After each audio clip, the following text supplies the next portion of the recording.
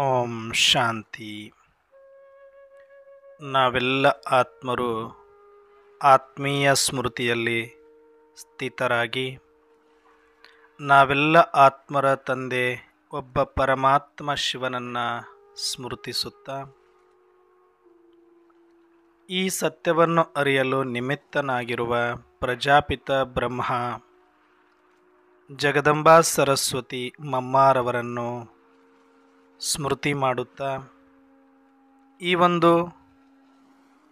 ಮುರಳಿ ಚಿಂತನೆಯನ್ನು ಪ್ರತಿದಿನ ಓಂ ಶಾಂತಿ ಟಿವಿ ಮುಖಾಂತರ ಆಲಿಸುತ್ತಿರುವ ಮತ್ತು ವೀಕ್ಷಿಸುತ್ತಿರುವ ನನ್ನೆಲ್ಲ ಸಹೋದರಾತ್ಮರಿಗೆ ಸ್ವಾಗತ, ಸುಸ್ವಾಗತ. ಈ ದಿನ ವಿಶೇಷವಾಗಿ ಬಾಬಾರವರು ಪ್ರಶ್ನೋತ್ತರದಲ್ಲಿ ಒಂದು ಅದ್ಭುತವಾದ ಆತ್ಮೋನ್ನತಿಗಾಗಿ ವಿಶೇಷ ಮಹಾವಾಕ್ಯವನ್ನು ಕೊಟ್ಟಿದ್ದಾರೆ. ಆ ಒಂದು ಆಜ್ಞೆ ಅಥವಾ ಮಹಾವಾಕ್ಯ ನಾವು ಚಿಂತನೆ ಮಾಡೋಣ. ಈ ದಿನದ ಪ್ರಶ್ನೆ: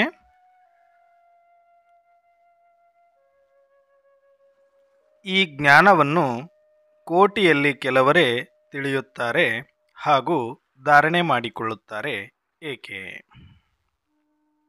ಈ ಜ್ಞಾನವನ್ನು ಕೋಟಿಯಲ್ಲಿ ಕೆಲವರು ಕೇಳ್ತಾರೆ, ಕೆಲವರು ತಿಳ್ಕೊಳ್ತಾರೆ, ಅದರಲ್ಲಿ ಹಾಗೂ ಕೆಲವರೇ ಧಾರಣೆ ಮಾಡಿಕೊಳ್ತಾರೆ, ಯಾಕೆ ಅಂತ. ಉತ್ತರ: ಏಕೆಂದರೆ ತಾವೆಲ್ಲರೂ ಹೊಸ ಮಾತುಗಳನ್ನು ಹೇಳುತ್ತೀರಿ. ಪರಮಾತ್ಮನು ಬಿಂದು ರೂಪವಾಗಿದ್ದಾರೆ ಎಂದು ತಾವು ಹೇಳುತ್ತೀರಿ. ಇದನ್ನು ಕೇಳಿ ತಬ್ಬಿಬ್ಬಾಗುತ್ತಾರೆ. ಯಾಕೆಂದರೆ ಶಾಸ್ತ್ರಗಳಲ್ಲಿ ಎಲ್ಲ ಮಾತುಗಳನ್ನು ಕೇಳಿಯೇ ಇಲ್ಲ. ಅಂದರೆ ಇವತ್ತು ಬಾಬಾರವರ ಪ್ರಶ್ನೆ ಸಿಂಪಲ್ ಆಗಿದೆ. ಸ್ವಯಂ ಪರಮಾತ್ಮನೇ ಬಂದು ಈ ಸೃಷ್ಟಿಯ ಸತ್ಯವನ್ನೇ ಹೇಳ್ತಾ ಇದ್ರು ಕೂಡ, ಆ ಸತ್ಯವನ್ನೇ ನೀವೆಲ್ಲರೂ ಇಷ್ಟು ಜನ ಪ್ರತಿನಿಧಿಸ್ತಾ ಇದ್ರು ಕೂಡ ಇದನ್ನು ಎಲ್ಲರೂ ಕೇಳಿಸ್ಕೊಳ್ಳೋಕ್ಕೆ ತಯಾರಿಲ್ಲ. ಮೊದಲನೇ ಮಾತು, ಕೋಟಿಯಲ್ಲಿ ಕೆಲವರು ಕೇಳಿಸ್ಕೊಳ್ತಾರೆ, ಕೆಲವರು ತಿಳ್ಕೊಳ್ತಾರೆ, ಅದರಲ್ಲಿ ಕೆಲವರು ಧಾರಣೆ ಮಾಡ್ತಾರೆ, ಯಾಕೆ ಅನ್ನೋದು ಪ್ರಶ್ನೆ. ಯಾಕಂದ್ರೆ ಬಹಳಷ್ಟು ಜನಗಳಿಗೆ ಅನಿಸುತ್ತೆ ಸ್ವಯಂ ಪರಮಾತ್ಮ ಅಂದರೆ ಜಗತ್ತಿನ ಎಲ್ಲ ಧರ್ಮದವರಿಗೂ ಕೂಡ ಒಂದು ದೊಡ್ಡ ಗೌರವ, ಮನ್ನಣೆ, ಒಂದು ಸ್ಥಾನ ಮಾನಗಳೆಲ್ಲವೂ ಕೂಡ ಇದೆ. ಭಗವಂತ ಅಂತಂದರೆ ಅದಕ್ಕೆ ಹೇಳಲಾರದಷ್ಟು ಎಲ್ಲರಲ್ಲಿಯೂ ಕೂಡ ಗೌರವ, ಪ್ರೀತಿ, ಒಂದು ದೊಡ್ಡ ಅಭಿಮಾನ ಮತ್ತು ದೊಡ್ಡ ಇಮ್ಯಾಜಿನೇಷನ್ ಇದೆ. ಎಲ್ಲದಕ್ಕಿಂತ ಹೆಚ್ಚಾಗಿ ಹೇಳಬೇಕು ಅಂದರೆ ಒಂದು ದೊಡ್ಡ ಇಮ್ಯಾಜಿನೇಷನ್ ಅವರವರ ಲೆವೆಲಲ್ಲಿ ಎಷ್ಟರ ಮಟ್ಟಿಗೆ ಮಾಡ್ಕೊಂಡ್ಬಿಟ್ಟಿದ್ದೀವಿ. ಭಗವಂತ ಅಂದರೆ ನಮ್ಮ ಊಹೆ ಆ ಭಗವಂತನ ವಿಚಾರಕ್ಕಿಂತ ಇನ್ನು ದೊಡ್ಡದಾಗಿ ಯಾವುದನ್ನು ಕೂಡ ನಾವು ಊಹೆ ಮಾಡಲಿಕ್ಕೆ ನಮ್ಮ ಹತ್ರ ಜಾಗ ಇಲ್ಲ. ಅದು ಮನಸ್ಸಲ್ಲಾಗಿರ್ಬೋದು, ಹೃದಯದಲ್ಲಾಗಿರ್ಬೋದು, ನಾವು ಇನ್ನೆಲ್ಲ ಅಂದ್ಕೊಳ್ತೀವಿ ಅಲ್ಲಿ ಎಲ್ಲನೂ ಕೂಡ ಭಗವಂತನನ್ನು ನಂಬುವ ನಾಸ್ತಿಕರೆಲ್ಲರೂ ಕೂಡ ಭಗವಂತನ ಮಿಗಿಲಾಗಿ ಯಾವುದಾದ್ರೂ ಒಂದನ್ನು ಇಮ್ಯಾಜಿನ್ ಮಾಡಿಕೊಳ್ಳಲಿಕ್ಕೆ ಯಾರೂ ಕೂಡ ರೆಡಿ ಇಲ್ಲ. ಅಷ್ಟು ದೊಡ್ಡ ಶಕ್ತಿ, ಅಷ್ಟು ದೊಡ್ಡ ನಂಬಿಕೆ, ಅಷ್ಟು ದೊಡ್ಡ ಶ್ರದ್ಧೆ, ಅಷ್ಟು ದೊಡ್ಡ ಭಕ್ತಿ, ಅಷ್ಟು ದೊಡ್ಡ ಭಾವನೆ ಆ ಒಬ್ಬ ಪರಮಾತ್ಮನ ಬಗ್ಗೆ ಎಲ್ಲರಿಗೂ ಕೂಡ ಇರುವಂಥದ್ದು. ಅದನ್ನು ಅಲ್ಲಗಳೆಯುವಂತಿಲ್ಲ ನಾವು ಯಾರೂ ಕೂಡ. ಅದು ಯಾವುದೇ ಧರ್ಮದವರಾದರೂ ಕೂಡ, ಹಿಂದೂಗಳಾದ್ರೂ, ಮುಸಲ್ಮಾನರಾದ್ರೂ, ಕ್ರೈಸ್ತರಾದರೂ, ಜೈನರಾದರೂ, ಸಿಖ್ಖರಾದರೂ, ಯಾರೇ ಆಗಿದ್ದರೂ ಕೂಡ, ವಿಜ್ಞಾನಿಗಳೇ ಆಗಿದ್ದರೂ ಕೂಡ, ಭಗವಂತನನ್ನು ಒಪ್ಪುವ ಒಂದು ಶಕ್ತಿ ಇದೆ ಅಂತ ಒಪ್ಪುವ ಎಲ್ಲರೂ ಕೂಡ ಅದನ್ನು ಅನ್ಲಿಮಿಟೆಡ್ ಆಗಿ ಭಗವಂತನನ್ನು ಇಮ್ಯಾಜಿನ್ ಮಾಡ್ಕೊಂಡಿದ್ದಾರೆ. ಹೌದು, ಭಗವಂತ ಅಂದರೆ ಹಂಗೇನೆ ಸುಪ್ರೀಂ ಅಲ್ವಾ? ಸುಪ್ರೀಂ ಅಂದರೆ ಅದಕ್ಕಿಂತ ದೊಡ್ಡದು, ಅದಕ್ಕಿಂತ ಆಶ್ಚರ್ಯ, ಅದಕ್ಕಿಂತ ಹೆಚ್ಚು ಅಂತ ಇನ್ಯಾವುದು ಬರೋದಿಲ್ಲ ಅಲ್ಲಿ ಯಾರಿಗೂ ಕೂಡ. ಯಾವುದನ್ನು ಸುಪ್ರೀಂ ಅನ್ಕೊಂಡಿದ್ದಾರೆ ಅದನ್ನೇ ಭಗವಂತ ಅನ್ಕೊಂಡಿದ್ದಾರೆ. ಯಾರನ್ನ ಭಗವಂತ ಅನ್ಕೊಂಡಿದ್ದಾರೆ ಅವ್ರಿಗಿಂತ ದೊಡ್ಡದು, ಅವ್ರಿಗಿಂತ ದೊಡ್ಡವರು ಇನ್ಯಾರೂ ಇರಲಿಕ್ಕೆ ಸಾಧ್ಯ ಇಲ್ಲ ಅನ್ನುವಂಥ ಒಂದು ಇಮ್ಯಾಜಿನರಿ ವರ್ಡ್. ಎಲ್ಲರದ್ದು ಡಿಫರೆಂಟ್ ಆಗಿರೋದು ಸತ್ಯ. ಇದರ ಬಗ್ಗೆನೇ, ಸ್ವಯಂ ಪರಮಾತ್ಮನ ಬಗ್ಗೆನೇ 2500 ನಾಟಕದಲ್ಲಿ ಸಾಕಷ್ಟು ಜನ ಧರ್ಮಾತ್ಮರು ಬರ್ತಾರೆ. ಈ ಭಗವಂತನ ಮಹಿಮೆಯನ್ನು ಎಷ್ಟು ಕೊಂಡಾಡಿದ್ದಾರೆ ಅಂದರೆ, ಭಗವಂತನ ಹೆಸರು, ಭಗವಂತನ ಸ್ಮರಣೆ, ಭಗವಂತನ ಸ್ಮೃತಿಯನ್ನು ತೆಗೆದುಕೊಳ್ಳಬೇಕಾದ್ರೆ ಏನೋ ಒಂಥರ, ಇವಾಗ ಹೇಳ್ತೀವಲ್ಲ ನಾವು, ಗೂಸ್ ಬಂಪ್ಸ್. ಅಷ್ಟು ರೋಮಾಂಚಿತರಾಗ್ಬಿಡ್ತಾ ಇದ್ರು, ಭಾವನಾತ್ಮಕವಾಗಿ ಹೋಗ್ಬಿಡ್ತಿದ್ರು. ಅವ್ರ ಹೆಸರನ್ನು ಕೇಳ್ತಾ ಇದ್ದಂಗೆ ಮೈ ಮರಿತಾ ಇದ್ರು. ಅಷ್ಟರ ಮಟ್ಟಿಗೆ ಅಪಾರವಾದಂಥ ಪ್ರೀತಿ, ಆಶ್ಚರ್ಯ, ಗೌರವ ಎಲ್ಲೂ ಒಟ್ಟಿಗೆ ಎಮರ್ಜ್ ಆಗುವಂತಹ ಒಂದು ಶಬ್ದವೇ ದೇವರು, ಭಗವಂತ ಅನ್ನುವಂಥದ್ದು. ಅದಕ್ಕೆ ಪುಟವಿಟ್ಟ ಚಿನ್ನದಂತೆ ಅನೇಕ ಧರ್ಮಾತ್ಮರು ಬಂದು ಆ ಭಗವಂತನನ್ನು ಹೊಗಳಿರೋದು, ಎಲ್ಲ ಶಾಸ್ತ್ರಗಳು ಬಂದು ಆ ಭಗವಂತನ ಮಹಿಮೆಯಲ್ಲಿ ನಿಂತುಕೊಳ್ಳೋದು, ಎಲ್ಲರ ಭಕ್ತಿಯೂ ಕೂಡ ಬಂದು ಆ ಭಗವಂತನ ಸ್ಮರಣೆಯಲ್ಲಿ ನಿಂತುಕೊಳ್ಳೋದು, ಇದು ಬಹಳ ಬ್ಯೂಟಿಫುಲ್ ಆಗಿ ಈ 2500 ವರ್ಷ ದ್ವಾಪರ ಮತ್ತು ಕಲಿಯುಗದ ನಾಟಕದಲ್ಲಿ ನಡೆದಿರುವಂಥದ್ದು. ಆ ಒಬ್ಬ ಪರಮಾತ್ಮನಿಗೆ ಕೊಟ್ಟ ಪ್ರಾತಿನಿಧ್ಯವನ್ನ ಯಾವೊಬ್ಬ ಧರ್ಮಾತ್ಮ ಮಹಾತ್ಮರು ಯಾರೂ ಕೂಡ ಬೇರೆ ಇನ್ಯಾರಿಗೂ ಕೊಡಲಿಲ್ಲ, ಸ್ವಯಂ ತಮಗೆ ತಾವು ಕೂಡ ಯಾರೂ ಕೊಟ್ಕೊಂಡಿಲ್ಲ. ಈ ವಿಚಾರದಲ್ಲಿ ಎಲ್ಲರಿಗೂ ನಾವು ಅಪ್ರಿಸಿಯೇಟ್ ಮಾಡಲೇಬೇಕು. ಎಲ್ಲ ಪಾತ್ರಧಾರಿಗಳು ಕೂಡ ತಮ್ಮ ನಿಸ್ವಾರ್ಥದಿಂದ, ಯಾವುದೇ ಫಲಾಪೇಕ್ಷೆ ಇಲ್ಲದೆ ಆ ಪರಮಾತ್ಮನ ಮಹಿಮೆಯನ್ನು ಮಾಡಿ ಜಗತ್ತಿಗೆ ಪರಮಾತ್ಮನ ಬಗ್ಗೆ ಅಪಾರವಾದ ಗೌರವವನ್ನು ತಂದುಕೊಟ್ಟು ಹೋಗಿದ್ದಾರೆ. ಬೇಕಾದರೆ ಈ ವಿಚಾರದಲ್ಲಿ ಅವರು ತಮ್ಮನ್ನು ತಾವು ಸ್ಯಾಕ್ರಿಫೈಸ್ ಮಾಡ್ಕೊಂಡಿದ್ದಾರೆ, ತಮ್ಮನ್ನು ತಾವು ಅವಮಾನಿಸಿಕೊಂಡಿದ್ದಾರೆ, ತಮ್ಮನ್ನು ತಾವು ಸಾಯಿಸಿಕೊಂಡಿದ್ದಾರೆ. ಅರ್ಥಾತ್ ಇಲ್ಲಿ ಸಮಾಜದಲ್ಲಿ ಬೆಲೆಯನ್ನು ಕಳ್ಕೊಂಡು ಬದುಕಿದ್ದಾರೆ, ಗತಿಗೆಟ್ಟು ಹೋಗಿದ್ದಾರೆ, ಕಿರುಕುಳ ಅನುಭವಿಸಿದ್ದಾರೆ. ಆದರೆ ಭಗವಂತನ ಮಹಿಮೆಗೆ ಎಲ್ಲೂ ಚ್ಯುತಿ ಬರುವಂತೆ ಯಾರೊಬ್ಬರೂ ಕೂಡ ನಡ್ಕೊಳ್ಳಿಲ್ಲ. ಇದು ಬ್ಯೂಟಿ ಆಫ್ ಡ್ರಾಮಾ. ಇದು ಎಲ್ಲ ಧರ್ಮಗಳಲ್ಲೂ ಸಾಮ್ಯತೆ ಇದೆ ಇದಕ್ಕೆ. ಆದರೆ ಇದನ್ನು ನಾವು ಒಪ್ಕೋತಲ್ಲ. ನನಗೆ ಯೇಸು ಕ್ರಿಸ್ತ ಗ್ರೇಟ್ ಆಗ್ತಾನೆ, ಕೆಲವರಿಗೆ ಬುದ್ಧ ಗ್ರೇಟ್ ಆಗ್ಬಿಡ್ತಾನೆ, ಕೆಲವರಿಗೆ ಇಬ್ರಾಹಿಂ ಗ್ರೇಟ್ ಆಗ್ತಾನೆ, ಕೆಲವರಿಗೆ ಗುರುನಾನಕ್ ಗ್ರೇಟ್ ಆಗ್ತಾನೆ, ಕೆಲವರಿಗೆ ಶಂಕರಾಚಾರ್ಯ ಗ್ರೇಟ್ ಆಗ್ತಾನೆ, ಕೆಲವರಿಗೆ ಕೃಷ್ಣ, ಕೆಲವರಿಗೆ ರಾಮ, ಕೆಲವರಿಗೆ ಇನ್ನೊಬ್ರು.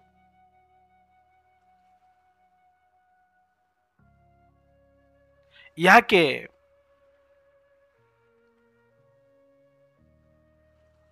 ಈ ಕೃಷ್ಣ ರಾಮನನ್ನಂತೂ ನೋಡಲೇ ಇಲ್ಲ ಬಿಡಿ. ಈಗ ದ್ವಾಪರ ಯುಗದಿಂದ ಅದು ಲಿಖಿತವಾಗಿ ನಮಗೇನು ಸಿಕ್ಕಿದೆಯೋ ಪುರಾಣ ಕಥೆ ರೂಪದಲ್ಲಿ ಅಷ್ಟು ಮಾತ್ರ. ಆದರೆ ಜೀವಂತ ಉದಾಹರಣೆ ಸಹಿತವಾಗಿ ಯೇಸು ಕ್ರಿಸ್ತರ ಬಗ್ಗೆ ಸಿಕ್ಕಿದೆ, ಇಬ್ರಾಹಿಮರ ಬಗ್ಗೆ ಸಿಕ್ಕಿದೆ, ಗುರುನಾನಕರ ಬಗ್ಗೆ ಸಿಕ್ಕಿದೆ, ಜೈನರ ಬಗ್ಗೆ ಸಿಕ್ಕಿದೆ, ಸನ್ಯಾಸಿಗಳ ಬಗ್ಗೆ ಸಿಕ್ಕಿದೆ, ಸಂತರ ಬಗ್ಗೆ ಸಿಕ್ಕಿದೆ, ಶರಣರ ಬಗ್ಗೆ ಸಿಕ್ಕಿದೆ, ಮಹಾತ್ಮರ ಬಗ್ಗೆ ಸಿಕ್ಕಿದೆ. ಹೆಜ್ಜೆ ಹೆಜ್ಜೆಲ್ಲೂ ಮಹಾತ್ಮರು ಸಿಕ್ಕಿದ್ದಾರೆ, ಸಂತರು ಸಿಕ್ಕಿದ್ದಾರೆ, ಶರಣರು ಸಿಕ್ಕಿದ್ದಾರೆ, ಅನೇಕ ಧರ್ಮಾತ್ಮರು ಇದ್ದಾರೆ. ಇವರು ಎಲ್ಲರಿಗೂ ಏನು ಅಂಥ ಮರ್ಯಾದೆ ಆ ಸಮಯದಲ್ಲಿ ಅವ್ರು ಯಾರಿಗೂ ಕೂಡ ಸಿಕ್ಕಿಲ್ಲ. ಎಲ್ಲರಿಗೂ ಆಗಿದ್ದು ಅವಮಾನನೆ. ಯೇಸು ಕ್ರಿಸ್ತರಿಂದ ಹಿಡಿದು ಬಸವಣ್ಣ, ಗುರುನಾನಕ್, ಶಂಕರಾಚಾರ್ಯ, ಮೊನ್ನೆ ಬಂದಿರತಕ್ಕಂಥ ಸತ್ಯ ಸಾಯಿಬಾಬಾ, ಸಿದ್ಧಾರೂಢ, ಶಿಶ್ನಾಳ ಶರೀಫರಂಥವ್ರಿಗೂ ಸುದ ಅವಮಾನನೇ ಇಲ್ಲಿ ಸಿಕ್ಕಿರೋದು. ಯಾರು ಈ ಜಗತ್ತಿನಲ್ಲಿ ಭಗವಂತನ ಹೆಸರು ಹೇಳಿಕೊಂಡು ಬಂದರೂ ಮನ್ನಣೆ ಕೊಡೋರು ಸಾಕಷ್ಟು ಜನ ಇದ್ರು ಕೂಡ ಆ ಸಮಯದಲ್ಲಿ ಅವಮಾನಿಸೋರು ಅದಕ್ಕಿಂತ ಮುಕ್ಕಾಲು ಜನ ಇರ್ತಾ ಇದ್ರು. ಯಾಕಂದರೆ ಭಗವಂತನ ಬಗ್ಗೆ ಇವರಿಗೆ ಇರ್ತಕ್ಕಂಥ ಅಪಾರವಾದಂಥ ಗೌರವ ಪ್ರೀತಿಯನ್ನು ಇವ್ರ ಮುಖಾಂತರ ನೋಡಲಿಕ್ಕೆ ಇಷ್ಟಪಡಲ್ಲ ಅನ್ನೋದು ಒಂದು ಕಾರಣಕ್ಕಷ್ಟೇ. ಭಗವಂತ ಅನ್ನೋ ಒಂದದ್ದು ದೊಡ್ಡ ಶಕ್ತಿ, ಅದು ಒಂದು ದೊಡ್ಡ ಭಾವನೆ. ಅವ್ರಿಗೆ ಭಕ್ತಿ ಇರಲಿಲ್ಲ ಅಂತಲ್ಲ, ಅವ್ರಿಗೆ ಅವಮಾನ ಮಾಡಿದವರಿಗೆ ಭಗವಂತನ ಬಗ್ಗೆ ನಂಬಿಕೆ ಇರಲಿಲ್ಲ ಅಂತಲ್ಲ, ಈ ರೂಪದಲ್ಲಿ ಇವರು ಬಂದು ಇವ್ರ ಮುಖಾಂತರ ನಾವು ಭಗವಂತನ ಬಗ್ಗೆ ಕೇಳಿ ತಿಳ್ಕೊಳ್ಳುವಂಥದ್ದು ಅಷ್ಟು ಸಣ್ಣ ವಿಚಾರ ಅಲ್ಲ. ಅದಕ್ಕೋಸ್ಕರ ಅದು ಭಗವಂತನಿಗೆ ಅವಮಾನ ಅಂತ ಇವ್ರನ್ನ ಅವಮಾನ ಮಾಡ್ತಾ ಬಂದರು.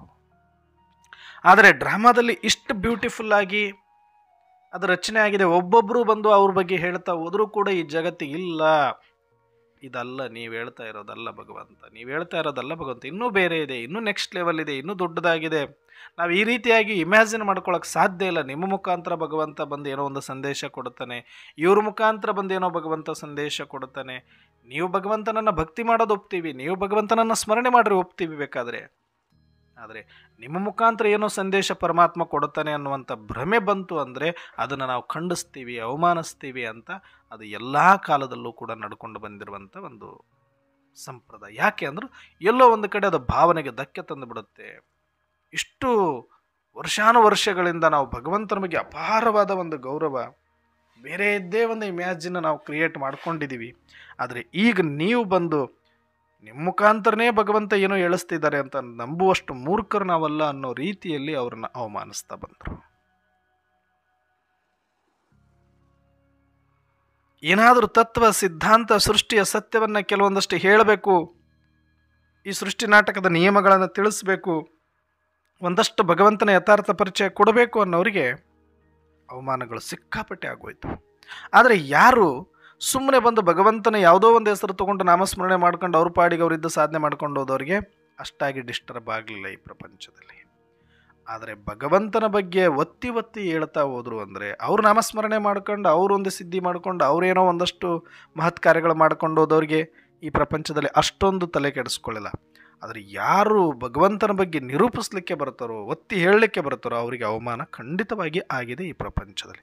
ಯಾಕೆ ಅಂತಂದರೆ ಅದಕ್ಕೆ ಕಾರಣ ಭಗವಂತನ ಮೇಲೆ ದ್ವೇಷ ಇದೆ ಅಥವಾ ಭಗವಂತನ ಬಗ್ಗೆ ಕೇಳಲಿಕ್ಕೆ ಇಷ್ಟ ಇಲ್ಲ ಅಂತ ಅಲ್ಲ. ಆದರೆ ಇಷ್ಟು ಸಣ್ಣದಾಗಿ ಕೇಳಲಿಕ್ಕೆ ಅವ್ರಿಗೆ ಇಷ್ಟ ಇರಲಿಲ್ಲ. ಯಾರೋ ಒಬ್ಬರು ಬಂದುಬಿಟ್ಟು ನಮ್ಮ ಥರ ಇರೋ ಮನುಷ್ಯನೇ ಭಗವಂತನ ಬಗ್ಗೆ ಹೇಳ್ತಾರೆ ಅಂತಂದರೆ ಇವರೇನು ಬೇರೆ, ಇವ್ರು ಯಾಕೆ ಬೇರೆ, ನಮಗಿಂತ ಏನು ಡಿಫ್ರೆಂಟ್ ಇದ್ರೆ ಇವ್ರ ಮುಖಾಂತರ ನಾವು ಯಾಕೆ ತಿಳ್ಕೊಳ್ಬೇಕು ಅನ್ನುವಂಥ ಒಂದು ಜಲಸಿ ಆದರೂ ಅಂದ್ಕೊಳ್ಳಿ, ಇಲ್ಲ ಅಷ್ಟು ಸಣ್ಣದಾಗಿ ಭಗವಂತನನ್ನು ನೋಡಲಿಕ್ಕೆ ನಮಗಿಷ್ಟ ಇಲ್ಲ ಅನ್ನುವಂಥಾದ್ರೂ ತಿಳ್ಕೊಳ್ಳಿ. ಆ ರೂಪದಲ್ಲಿ ಎಲ್ಲ ಧರ್ಮಾತ್ಮರಿಗೂ, ಮಹಾತ್ಮರಿಗೂ, ಸಂತರಿಗೂ, ಶರಣರಿಗೂ ಆ ಸಮಯದಲ್ಲಿ ಅವಮಾನ ಆಯ್ತೇ ಬಿಟ್ಟರೆ ಭಗವಂತನ ಬಗ್ಗೆ ನಂಬಿಕೆ ಇಲ್ಲ ಅಂತ ಅಲ್ಲ. ಅದನ್ನು ನಾವು ಸೂಕ್ಷ್ಮವಾಗಿ ಗಮನಿಸಿದಾಗ ವಾಸ್ತವ ಇದು. ಅದಾದಮೇಲೆ ಏನಾಗ್ತಾ ಹೋಗುತ್ತೆ, ಮತ್ತೆ ಅದರಲ್ಲೇ ಕೆಲವೊಂದಷ್ಟು ಗುಂಪುಗಳು ಇಲ್ಲ ಇವ್ರು ಹೇಳಿದ್ದು ಸರಿ ಅಂತ ರಿಯಲೈಸ್ ಮಾಡಿಕೊಂಡು ಸಣ್ಣದಾಗಿ ಒಂದು ಗುಂಪು ಬೆಳೆದಾಗ, ಇನ್ನೊಬ್ಬರು ಬಂದು ಇನ್ನೊಂದು ಹೇಳಿದಾಗ, ಈ ನಂಬಿಕೆಗೆ ಧಕ್ಕೆ ಬಂದಾಗ ಅವ್ರ ಮೇಲೆ ಇವರು ದ್ವೇಷ ಮಾಡೋದು, ಇವ್ರ ನಂಬಿಕೆಗಳಿಗೆ ಧಕ್ಕೆ ಬಂದಾಗ ಅವ್ರನ್ನ ದ್ವೇಷ ಮಾಡೋದು, ಈ ಥರ ನಡೀತಾ ನಡೀತಾ ಘರ್ಷಣೆಗಳು ಜಾಸ್ತಿ ಆಗ್ತಾ ಹೋಯ್ತೆ ಹೊರತಾಗಿ ಭಗವಂತನ ಬಗ್ಗೆ ಎಷ್ಟೆಲ್ಲ ಜನ ಬಂದು ಹೇಳಿದರೂ ಕೂಡ ಅವರಿಗೆ ಆ ಸಮಯಕ್ಕೆ ಮಹತ್ವ ಸಿಗದೇ ಇದ್ರೂ ಕಾಲಾನಂತರದಲ್ಲಿ ಅವರು ಕೆಲವರು ಧರ್ಮಾತ್ಮರಾಗಿ, ಕೆಲವರು ಮಹಾತ್ಮರಾಗಿ, ಕೆಲವರು ಸಂತರಾಗಿ, ಕೆಲವರು ಶರಣರಾಗಿ, ಕೆಲವರು ಸನ್ಯಾಸಿಗಳಾಗಿ ಈ ಜಗತ್ತಿನ ಮುಖ್ಯ ಪುಟಗಳಲ್ಲಿ ವಿರಾಜಮಾನರಾಗಿ ಇವತ್ತಿಗೂ ಕಂಗೊಳಿಸಿದ್ದಾರೆ ಅನ್ನೋದು ಸತ್ಯ. ಹಾಗಾಗಿ ನಾವೆಲ್ಲರೂ ಕೂಡ ಮೊಟ್ಟ ಮೊದಲನೇದಾಗಿ 2500 ವರ್ಷದಲ್ಲಿ ಯಾರೆಲ್ಲ ಭಗವಂತನ ಸಂದೇಶವನ್ನು, ಭಗವಂತನ ಸ್ಮೃತಿಯನ್ನು, ಭಗವಂತನ ಬಗ್ಗೆ ಗಟ್ಟಿಯಾದ ನಂಬಿಕೆಯನ್ನು ಕೊಡಲಿಕ್ಕೆ ಪ್ರಯತ್ನಪಟ್ಟ ಪ್ರತಿಯೊಂದು ಪಾತ್ರಧಾರಿ ಆತ್ಮಕ್ಕೂ ಕೂಡ ನಾವು ಹೃತ್ಪೂರ್ವಕವಾದ ಕೋಟಿ ಕೋಟಿ ಧನ್ಯವಾದಗಳನ್ನು ಅರ್ಪಿಸೋಣ. ಅದೇ ತರಹ ಈಗಲೂ ಸತಃ ನಮಗಾಗ್ತಾ ಇರೋದು ಇದು ಹೊಸದಲ್ಲ. ಇದು ಬ್ರಹ್ಮಬಾಬರವರಿಗೆ ಅವಮಾನ ಆಗಿಬಿಡ್ತು,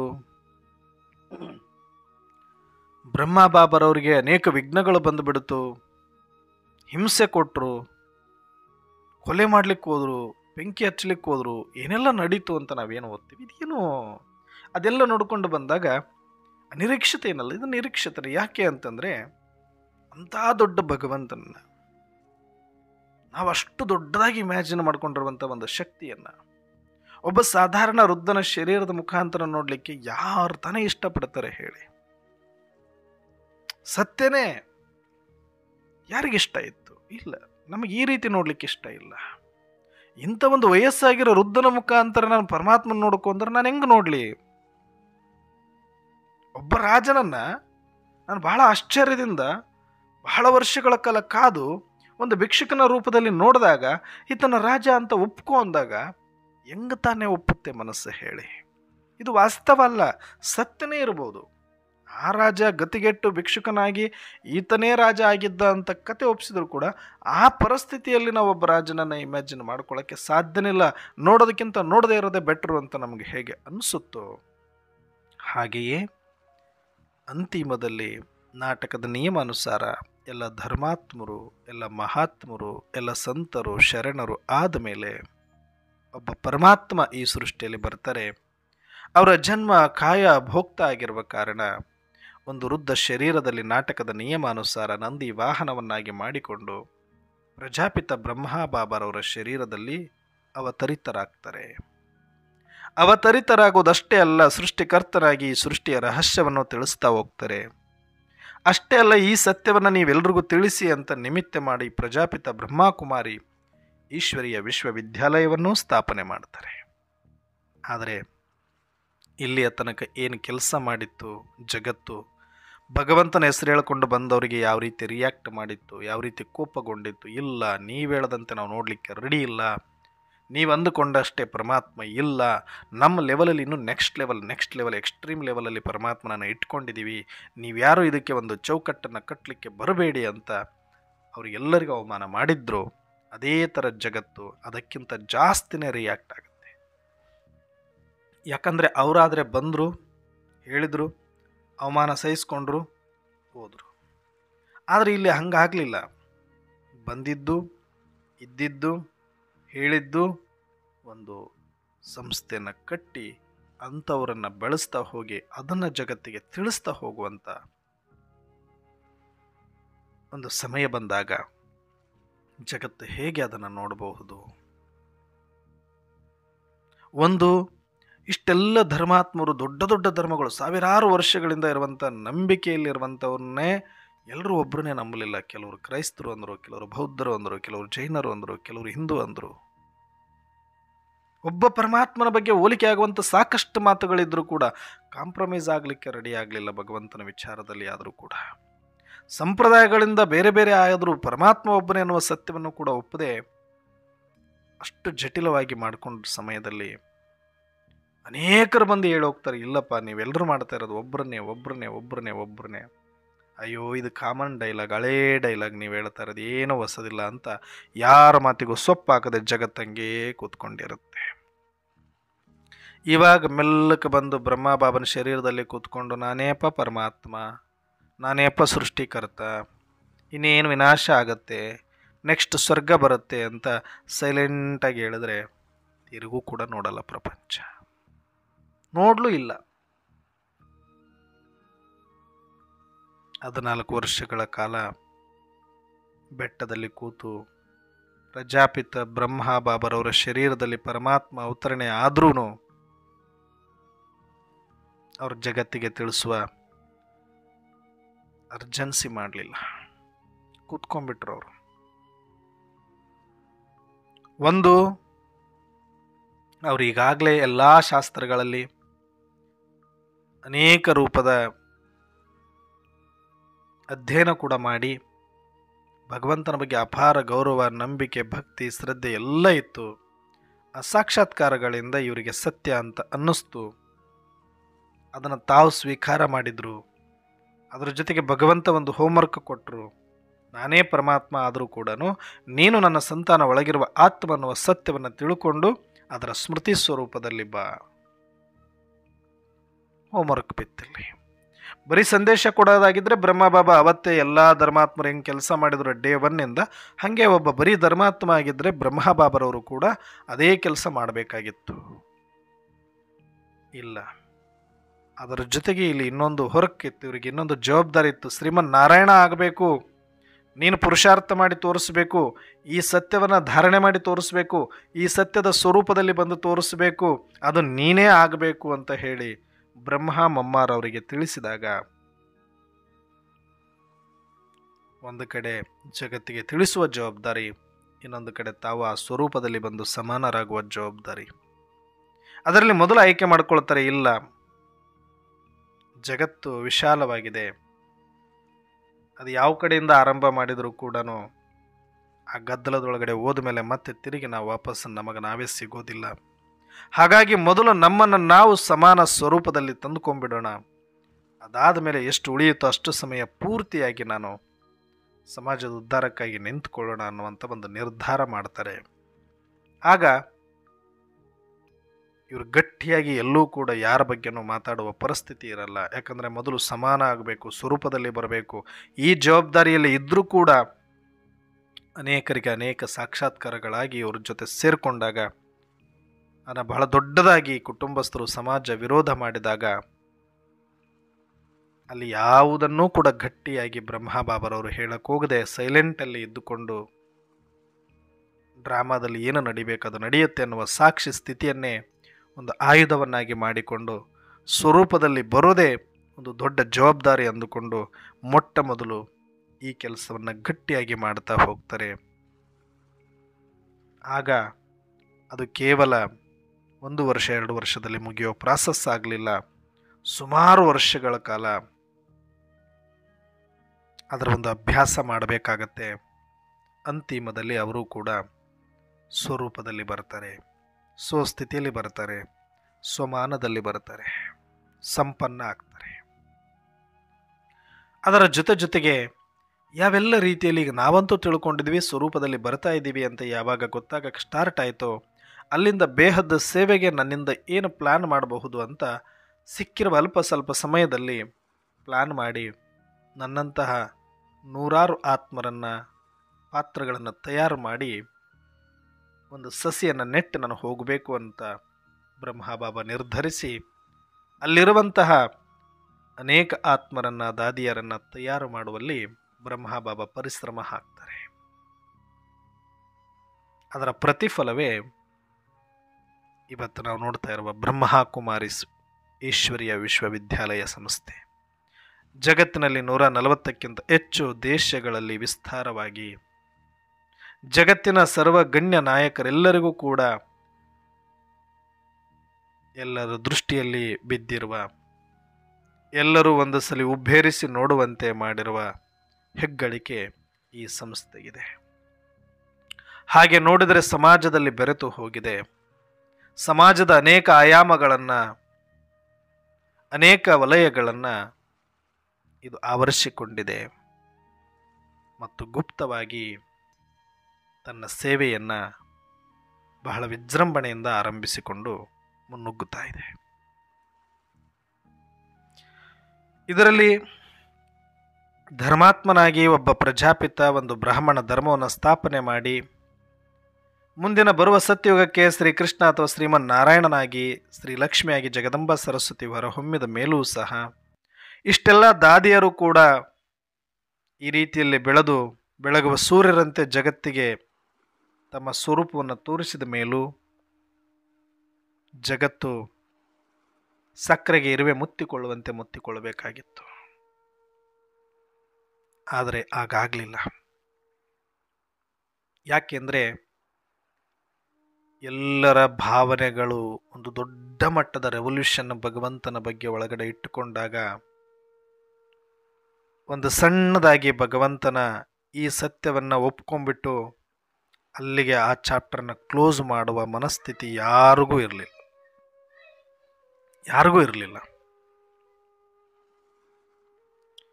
ಯಾಕೆ ಅಂದರೆ ಅವರು ತುಂಬ ದೊಡ್ಡದಾಗಿ ಭಗವಂತನನ್ನು ನೋಡಬೇಕು, ದೊಡ್ಡದಾಗಿ ಭಗವಂತನನ್ನು ಕಾಣಬೇಕು, ದೊಡ್ಡದಾಗಿ ಏನೋ ಭಗವಂತನಂತಂದರೆ ಅದು ಹೇಳ್ಕೊಳಕ್ಕಾಗದೇ ಇರೋಷ್ಟರ ಮಟ್ಟಿಗಿದ್ದಾರೆ. ಆವಾಗಲೇ ನಾವು ಆ ರೂಪದಲ್ಲೇ ನಾವು ನೋಡಬೇಕು. ಇದು ಯಾವ ರೂಪದಲ್ಲಿ ಯಾರು ಹೇಳಿದ್ರು ನಾವು ಕೇಳಬಾರ್ದು ಅನ್ನೋ ಮನಸ್ಥಿತಿಗೆ ಆಲ್ರೆಡಿ ಜಗತ್ತಿನ ಜನ ಬಂದಾಗಿದೆ. ಈ ಸಮಯದಲ್ಲಿ ನಾವು ಎಷ್ಟೇ ಪ್ರಯತ್ನ ಪಟ್ಟರೂ ಕೂಡ ನಾವು ಇಷ್ಟು ಈಸಿಯಾಗಿ ಭಗವಂತನನ್ನು ಒಪ್ಪಿಕೊಂಡು ಇಲ್ಲಿಗೆ ಆ ಭಗವಂತನ ಬಗ್ಗೆ ಇರುವ ಭಾವನೆಗಳನ್ನು ಸ್ಟಾಪ್ ಮಾಡಿಕೊಂಡು ಇದನ್ನು ಹಣೆಗೊತ್ಕೊಂಡು ಹೋಗುವಷ್ಟರ ಮಟ್ಟಿಗೆ ಯಾರೂ ತಯಾರಿಲ್ಲ. ನಾನಿವತ್ತು ಈ ಕ್ಲಾಸನ್ನು ಬೇರೆ ರೀತಿಯಲ್ಲಿ ಹೇಳ್ತಾ ಇದ್ದೀನಿ ಅಂತ ನಿಮಗೆ ಅನ್ನಿಸ್ಬೋದು. ಕೋಟೆಯಲ್ಲಿ ಕೆಲವರು ಕೇಳ್ತಾರೆ, ತಿಳಿತಾರೆ, ಕೆಲವರು ಮಾತ್ರ ಧಾರಣೆ ಮಾಡ್ಕೊಳ್ತಾರೆ. ಯಾಕೆ ಅಂದರೆ ಅದಕ್ಕೆ ಅವರು ಅಯೋಗ್ಯರು ಅಂತ ನಾನು ಯಾವತ್ತೂ ಹೇಳ್ತಾ ಇಲ್ಲ, ಅವರು ಬುದ್ಧಿಹೀನರು ಅಂತ ಯಾವತ್ತೂ ನಾನು ಹೇಳಕ್ಕೆ ರೆಡಿ ಇಲ್ಲ. ಇದು ವಾಸ್ತವ, ಇದು ಸತ್ಯ. ಈ ಸೂಕ್ಷ್ಮತೆ ನಾವು ಅರ್ಥ ಮಾಡ್ಕೊಳ್ಬೇಕು. ಅವ್ರು ಯಾರಿಗೂ ನಮಗಿಂತ ಭಗವಂತನ ಮೇಲೆ ಪ್ರೀತಿ ಇಲ್ಲ ಅಂತಲ್ಲ, ನಮಗಿಂತ ಬಲಿಹಾರಿ ಆಗಲಿಕ್ಕೆ ರೆಡಿ ಇಲ್ಲ ಅಂತಲ್ಲ. ಅವರು ಫಿಕ್ಸ್ ಆಗಿದ್ದಾರೆ. ಭಗವಂತನನ್ನು ಇಷ್ಟು ಆಕಸ್ಮಿಕವಾಗಿ ನೋಡ್ಲಿಕ್ಕೂ ಅವ್ರು ತಯಾರಿಲ್ಲ. ಒಂದೇ ಹೇಳ್ತೀನಿ, ಯಾಕಂದ್ರೆ ಪರಿಶ್ರಮ ಪಡಬೇಕಿನ್ನೋ, ತುಂಬ ಪರಿಶ್ರಮ ಪಡಬೇಕಿಲ್ಲ, ತುಂಬ ಕಷ್ಟಪಡಬೇಕು, ಆವಾಗ ಭಗವಂತನನ್ನು ನೋಡಬೇಕು ಅನ್ನೋದು ಒಂದು. ಇನ್ನೂ ಪೀಕ್ ಟೈಮ್ ಅಂತ ಅವ್ರಿಗೆ ಅನಿಸಿಲ್ಲ. ಇಷ್ಟಕ್ಕೆಲ್ಲ ಭಗವಂತ ಬಂದುಬಿಟ್ರೆ ಭಗವಂತನಿಗೆ ಅರ್ಥ ಇರಲ್ಲ ಅನ್ನೋ ಸ್ಟೇಜಲ್ಲಿ ಅವರು ಇದ್ದಾರೆ ಅಂತ ನಾನು ಭಾವಿಸ್ತೀನಿ. ಒಂದು. ಇನ್ನೊಂದು, ಇಷ್ಟು ಈಸಿಯಾಗಿ ಭಗವಂತನನ್ನು ನೋಡಬೇಕು ಅಂತ ಅವ್ರ ಕ್ಯೂರಿಯಾಸಿಟಿಯನ್ನು ಅವರು ಮೊಟಕುಗೊಳಿಸ್ಕೊಳ್ಳೋದಕ್ಕೆ ರೆಡಿ ಇಲ್ಲ. ಯಾರನ್ನೋ ಕಾಯ್ತಾ ಇರ್ತೀವಿ ನಾವು ವರ್ಷಗಳಿಂದ ಅವರಿಗೋಸ್ಕರ ಹಗಲು ರಾತ್ರಿ. ಸುಮ್ಮನೆ ಎಲ್ಲೋ ಮಾರ್ಕೆಟಿಗೆ ಹೋದಾಗ ಸುಮ್ಮನೆ ಕಂಡುಬಿಟ್ರೆ ಅದು ಅಷ್ಟು ವ್ಯಾಲ್ಯೂ ಇರೋದಿಲ್ಲ. ಕಂಡರೂ ಕೂಡ ಕಾಣದಂತೆ ಬಂದು ಬಿಡ್ತಾರೆ. ಅಷ್ಟು ಈಸಿಯಾಗಿ ಅವರು ಅದನ್ನು ಅಕ್ಸೆಪ್ಟ್ ಮಾಡ್ಕೊಳಕ್ಕಾಗೋದಿಲ್ಲ, ಡೈಜೆಸ್ಟ್ ಮಾಡ್ಕೊಳಕ್ಕಾಗೋದಿಲ್ಲ. ಮತ್ತು ಅದು ಬೇಕು, ಅದು ಆ ಎಮೋಷನ್ನ ಕ್ರಿಯೇಟ್ ಮಾಡೋದಿಲ್ಲ ಅವರಿಗೆ. ಅಂಥ ಭೇಟಿ ಯಾವ ಉತ್ಸುಕದಿಂದ ಕಾದಿದ್ನೋದು ಇಷ್ಟು ಈಸಿನ ಅಂತ ಅನಿಸಿದಾಗ ಆ ಭಾವನೆಗಳಿಗೆ ಒಂದು ಬೆಲೆ ಇರೋದಿಲ್ಲ. ಹೇಗೋ ಹಾಗೆ ಭಗವಂತನನ್ನು ಇಷ್ಟು ಈಸಿಯಾಗಿ ನೋಡಿಬಿಟ್ಟು ನಾವು ನೋಡಿಬಿಟ್ವಿ ಭಗವಂತನನ್ನು ಅಂತ ಭಗವಂತನ ಬಗ್ಗೆ ಇರುವಂಥ ಎಲ್ಲ ಭಾವನೆಗಳಿಗೆ ಫುಲ್ ಸ್ಟಾಪ್ ಇಡುವಷ್ಟು ಸಣ್ಣ ಮನಸ್ಸು ಯಾರಿಗೂ ಇಲ್ಲ. ನಿಜಕ್ಕೂ ಕೂಡ ಇದನ್ನು ಗೌರವಯುತವಾಗಿ ನಾವು ಸ್ವೀಕಾರ ಮಾಡಬೇಕು. ಇದು ಸತ್ಯ. ಇಷ್ಟು ಹೇಳಿದ್ರು ಇವರು ಬರ್ತಾ ಇಲ್ಲ. ನಮಗನಿಸ್ಬೋದು ನಾವು ಭಗವಂತನ ಬಗ್ಗೆ ಎಷ್ಟು ಹೇಳ್ತಾ ಇದ್ದೀವಿ, ವಿನಾಶದ ಬಗ್ಗೆ ಎಷ್ಟು ಹೇಳ್ತಾ ಇದ್ದೀವಿ, ಈ ಜನಗಳಿಗೆ ಏನು ಹುಚ್ಚಿಡ್ದು ಬಿಟ್ಟಿದೆ, ಏನು ದುಡ್ಡು ದುಡ್ಡು ಅಂತ ಓಡ್ತಿದ್ದಾರೆ ಅಂತ ನಾವು ಅನ್ಕೊಂಡ್ರೆ ನಿಜಕ್ಕೂ ನಮ್ಮಂಥ ಅಜ್ಞಾನಿಗಳು ಮತ್ತೆ ಯಾರೂ ಇರೋದಿಲ್ಲ. ಯಾಕಂದರೆ ಯಾವ ಮನುಷ್ಯನಿಗೆ ಭಾವನೆಗಳು ಅರ್ಥ ಮಾಡ್ಕೊಳಕ್ಕೆ ಬರೋದಿಲ್ವೋ ಆ ಮನುಷ್ಯ ಜ್ಞಾನಿ ಆಗಲಿಕ್ಕೆ ಸಾಧ್ಯ ಇಲ್ಲವೇ ಇಲ್ಲ. ಇಲ್ಲಿ ಇದು ಅವರ ಭಾವನೆಗಳನ್ನು ನಾವು ನೋಡಬೇಕಾಗಿದೆ. ಇವತ್ತಿಗೂ ಭಕ್ತಿ ಕಡಿಮೆ ಆಗಲಿಲ್ಲ, ಭಗವಂತನ ಭಜನೆ ಕಡಿಮೆ ಆಗಲಿಲ್ಲ, ಭಗವಂತನ ಸ್ಮರಣೆ ಕಡಿಮೆ ಆಗಿಲ್ಲ, ಉಮ್ಮಂಗ ಉತ್ಸಾಹ ಕಡಿಮೆ ಆಗಿಲ್ಲ, ಅವರಿಗಿರುವ ಭಾವನೆಗಳು ಕಡಿಮೆ ಆಗಲಿಲ್ಲ, ನಂಬಿಕೆ ಕಡಿಮೆ ಆಗಲಿಲ್ಲ. ಇಂಥ ಕಲಿಯುಗದ ಘೋರ ಸಮಯದಲ್ಲೂ ಕೂಡ ಸಾಯ್ತಾರೆ ಹೊರತಾಗಿ ಭಗವಂತ ಇಲ್ಲ ಅಂತ ಅವ್ರು ಯಾವತ್ತೂ ಕೂಡ ಒಪ್ಕೊಳ್ತಾ ಇಲ್ಲ. ಸಿಟ್ಟು ಬಂದಾಗ ಹೇಳ್ತಾರೆ ಭಗವಂತ ಕಣ್ಣು ಮುಚ್ಕೊಂಡ್ಬಿಟ್ಟಿದ್ದಾನೆ, ಎಲ್ಲಿದನ್ರಿ ನಿಮ್ಮ ಭಗವಂತ ಅಂತಾರೆ. ಆದರೆ ಅಂತರಾತ್ಮ ತೆಗೆದ್ರೆ ಭಗವಂತನ ಬಗ್ಗೆ ಅಪಾರ ಭಕ್ತಿಯನ್ನು ತುಂಬಿಕೊಂಡಿಟ್ಕೊಂಡಿದ್ದಾರೆ. ಇದು ನಾವು ನೋಡಬೇಕಾಗಿದೆ. ಇಷ್ಟು ಬೇಗ ಭಗವಂತನ ಚಾಪ್ಟರ್ಗೆ ಒಂದು ಇತಿಶ್ರೀ ಆಡಲಿಕ್ಕೆ, ಆ ಭಾವನೆಗಳಿಗೆ ಇಷ್ಟಕ್ಕೆ ಅವರು ಮಂಗಳ ಆಡ್ಕೊಳ್ಳೋದಕ್ಕೆ ರೆಡಿ ಇಲ್ಲ. ಆಮೇಲೆ ಇಷ್ಟು ಬೇಗ ಇನ್ನೂ ಕಷ್ಟ ಎದುರಿಸ್ತೀನಿ ನಾನು, ನನಗೆ ಶಕ್ತಿ ಇದೆ, ಈಗ ಸದ್ಯಕ್ಕೆ ಭಗವಂತನ ಸಹಾಯ ನನಗೆ ಬೇಕಿಲ್ಲ ಅನ್ನೋ ಭರದಲ್ಲಿ ಇದ್ದಾರೆ. ಇದೇನು ಕಷ್ಟ ಅಲ್ಲ, ಇದನ್ನು ಎದುರಿಸ್ತೀನಿ. ಇವತ್ತು ಅನೇಕ ಸಾವು ನೋವುಗಳಿದೆ, ಅನೇಕ ಆಪತ್ತುಗಳಿದೆ, ಅನೇಕ ರೋಗಗಳಿದೆ, ಅನೇಕ ಅವಮಾನಗಳು.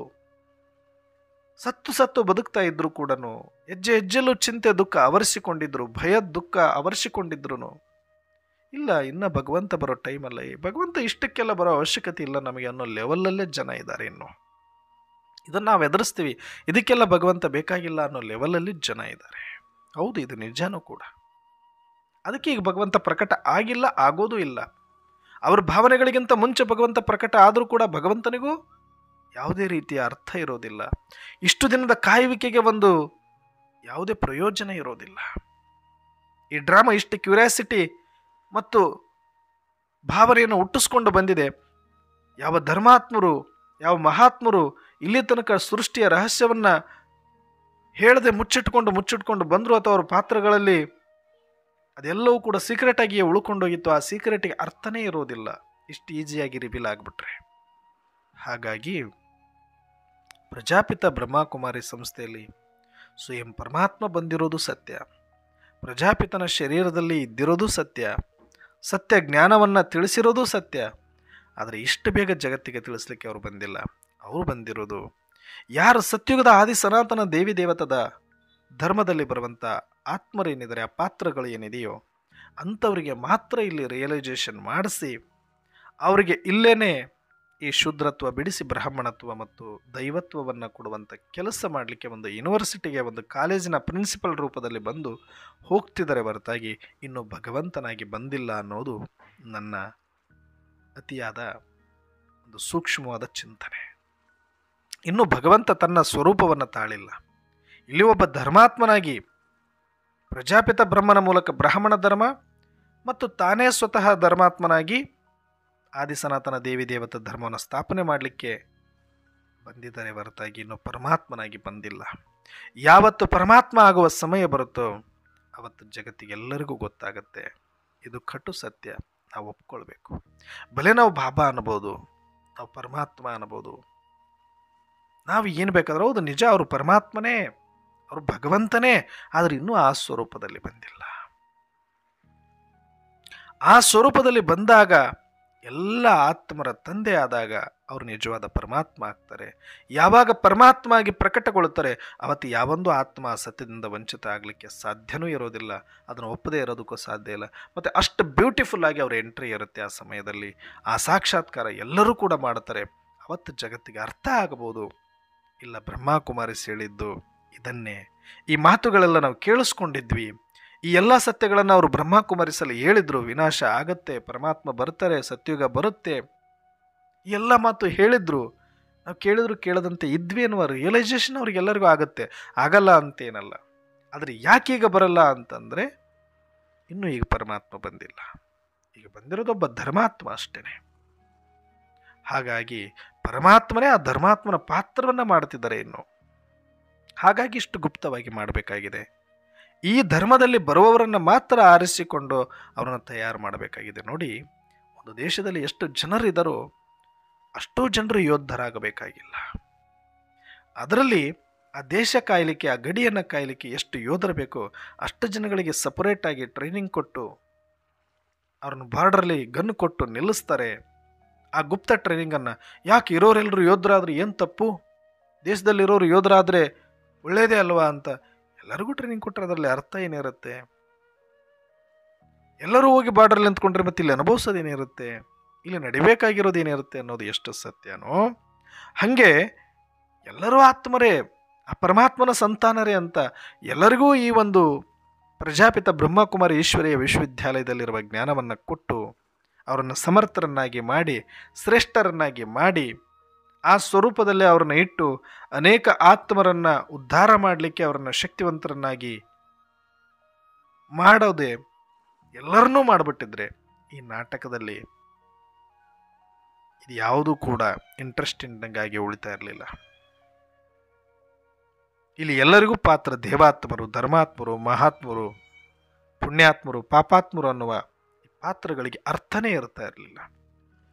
ಎಲ್ಲರೂ ದೇವಾತ್ಮರಾಗ್ಬಿಟ್ಟಿದ್ರೆ ಇಲ್ಲಿ ಧರ್ಮಾತ್ಮರಿಗೆ ವ್ಯಾಲ್ಯೂ ಇರಲ್ಲ, ಮಹಾತ್ಮರಿಗೆ ವ್ಯಾಲ್ಯೂ ಇರಲ್ಲ, ಪುಣ್ಯಾತ್ಮರಿಗೆ ವ್ಯಾಲ್ಯೂ ಇರಲ್ಲ, ಪಾಪಾತ್ಮರಿಗೂ ವ್ಯಾಲ್ಯೂ ಇರಲ್ಲ. ಆ ಪಾತ್ರಕ್ಕೆ ಯಾವುದೇ ವ್ಯಾಲ್ಯೂ ಬರೋದಿಲ್ಲ. ಹೇಗೋ ಹಾಗೆ ಸಮಯ ಅನುಸಾರ ಇಲ್ಲಿ ಎಲ್ಲವೂ ಬೇಕಾಗಿರೋದ್ರಿಂದ ಈ ನಾಟಕಕ್ಕೆ ಬರೀ ದೇವಾತ್ಮರಿಂದ ಈ ನಾಟಕ ಅಲ್ಲ, ಬರೀ ಧರ್ಮಾತ್ಮರಿಂದ ಈ ನಾಟಕ ಅಲ್ಲ, ಬರೀ ಮಹಾತ್ಮರಿಂದ ಈ ನಾಟಕ ಅಲ್ಲ, ಬರೀ ಪುಣ್ಯಾತ್ಮರಿಂದ ನಾಟಕ ಅಲ್ಲ, ಬರೀ ಪಾಪಾತ್ಮರಿಂದ ನಾಟಕ ಅಲ್ಲ, ಪಾಪಾತ್ಮರಿಂದ ದೇವಾತ್ಮರವರೆಗೆ ಎಲ್ಲ ಪಾತ್ರಗಳು ಕೂಡ ಇದ್ದಾಗಲೇ ಈ ನಾಟಕ ಚೆನ್ನಾಗಿ ಬಂದಿರೋದು.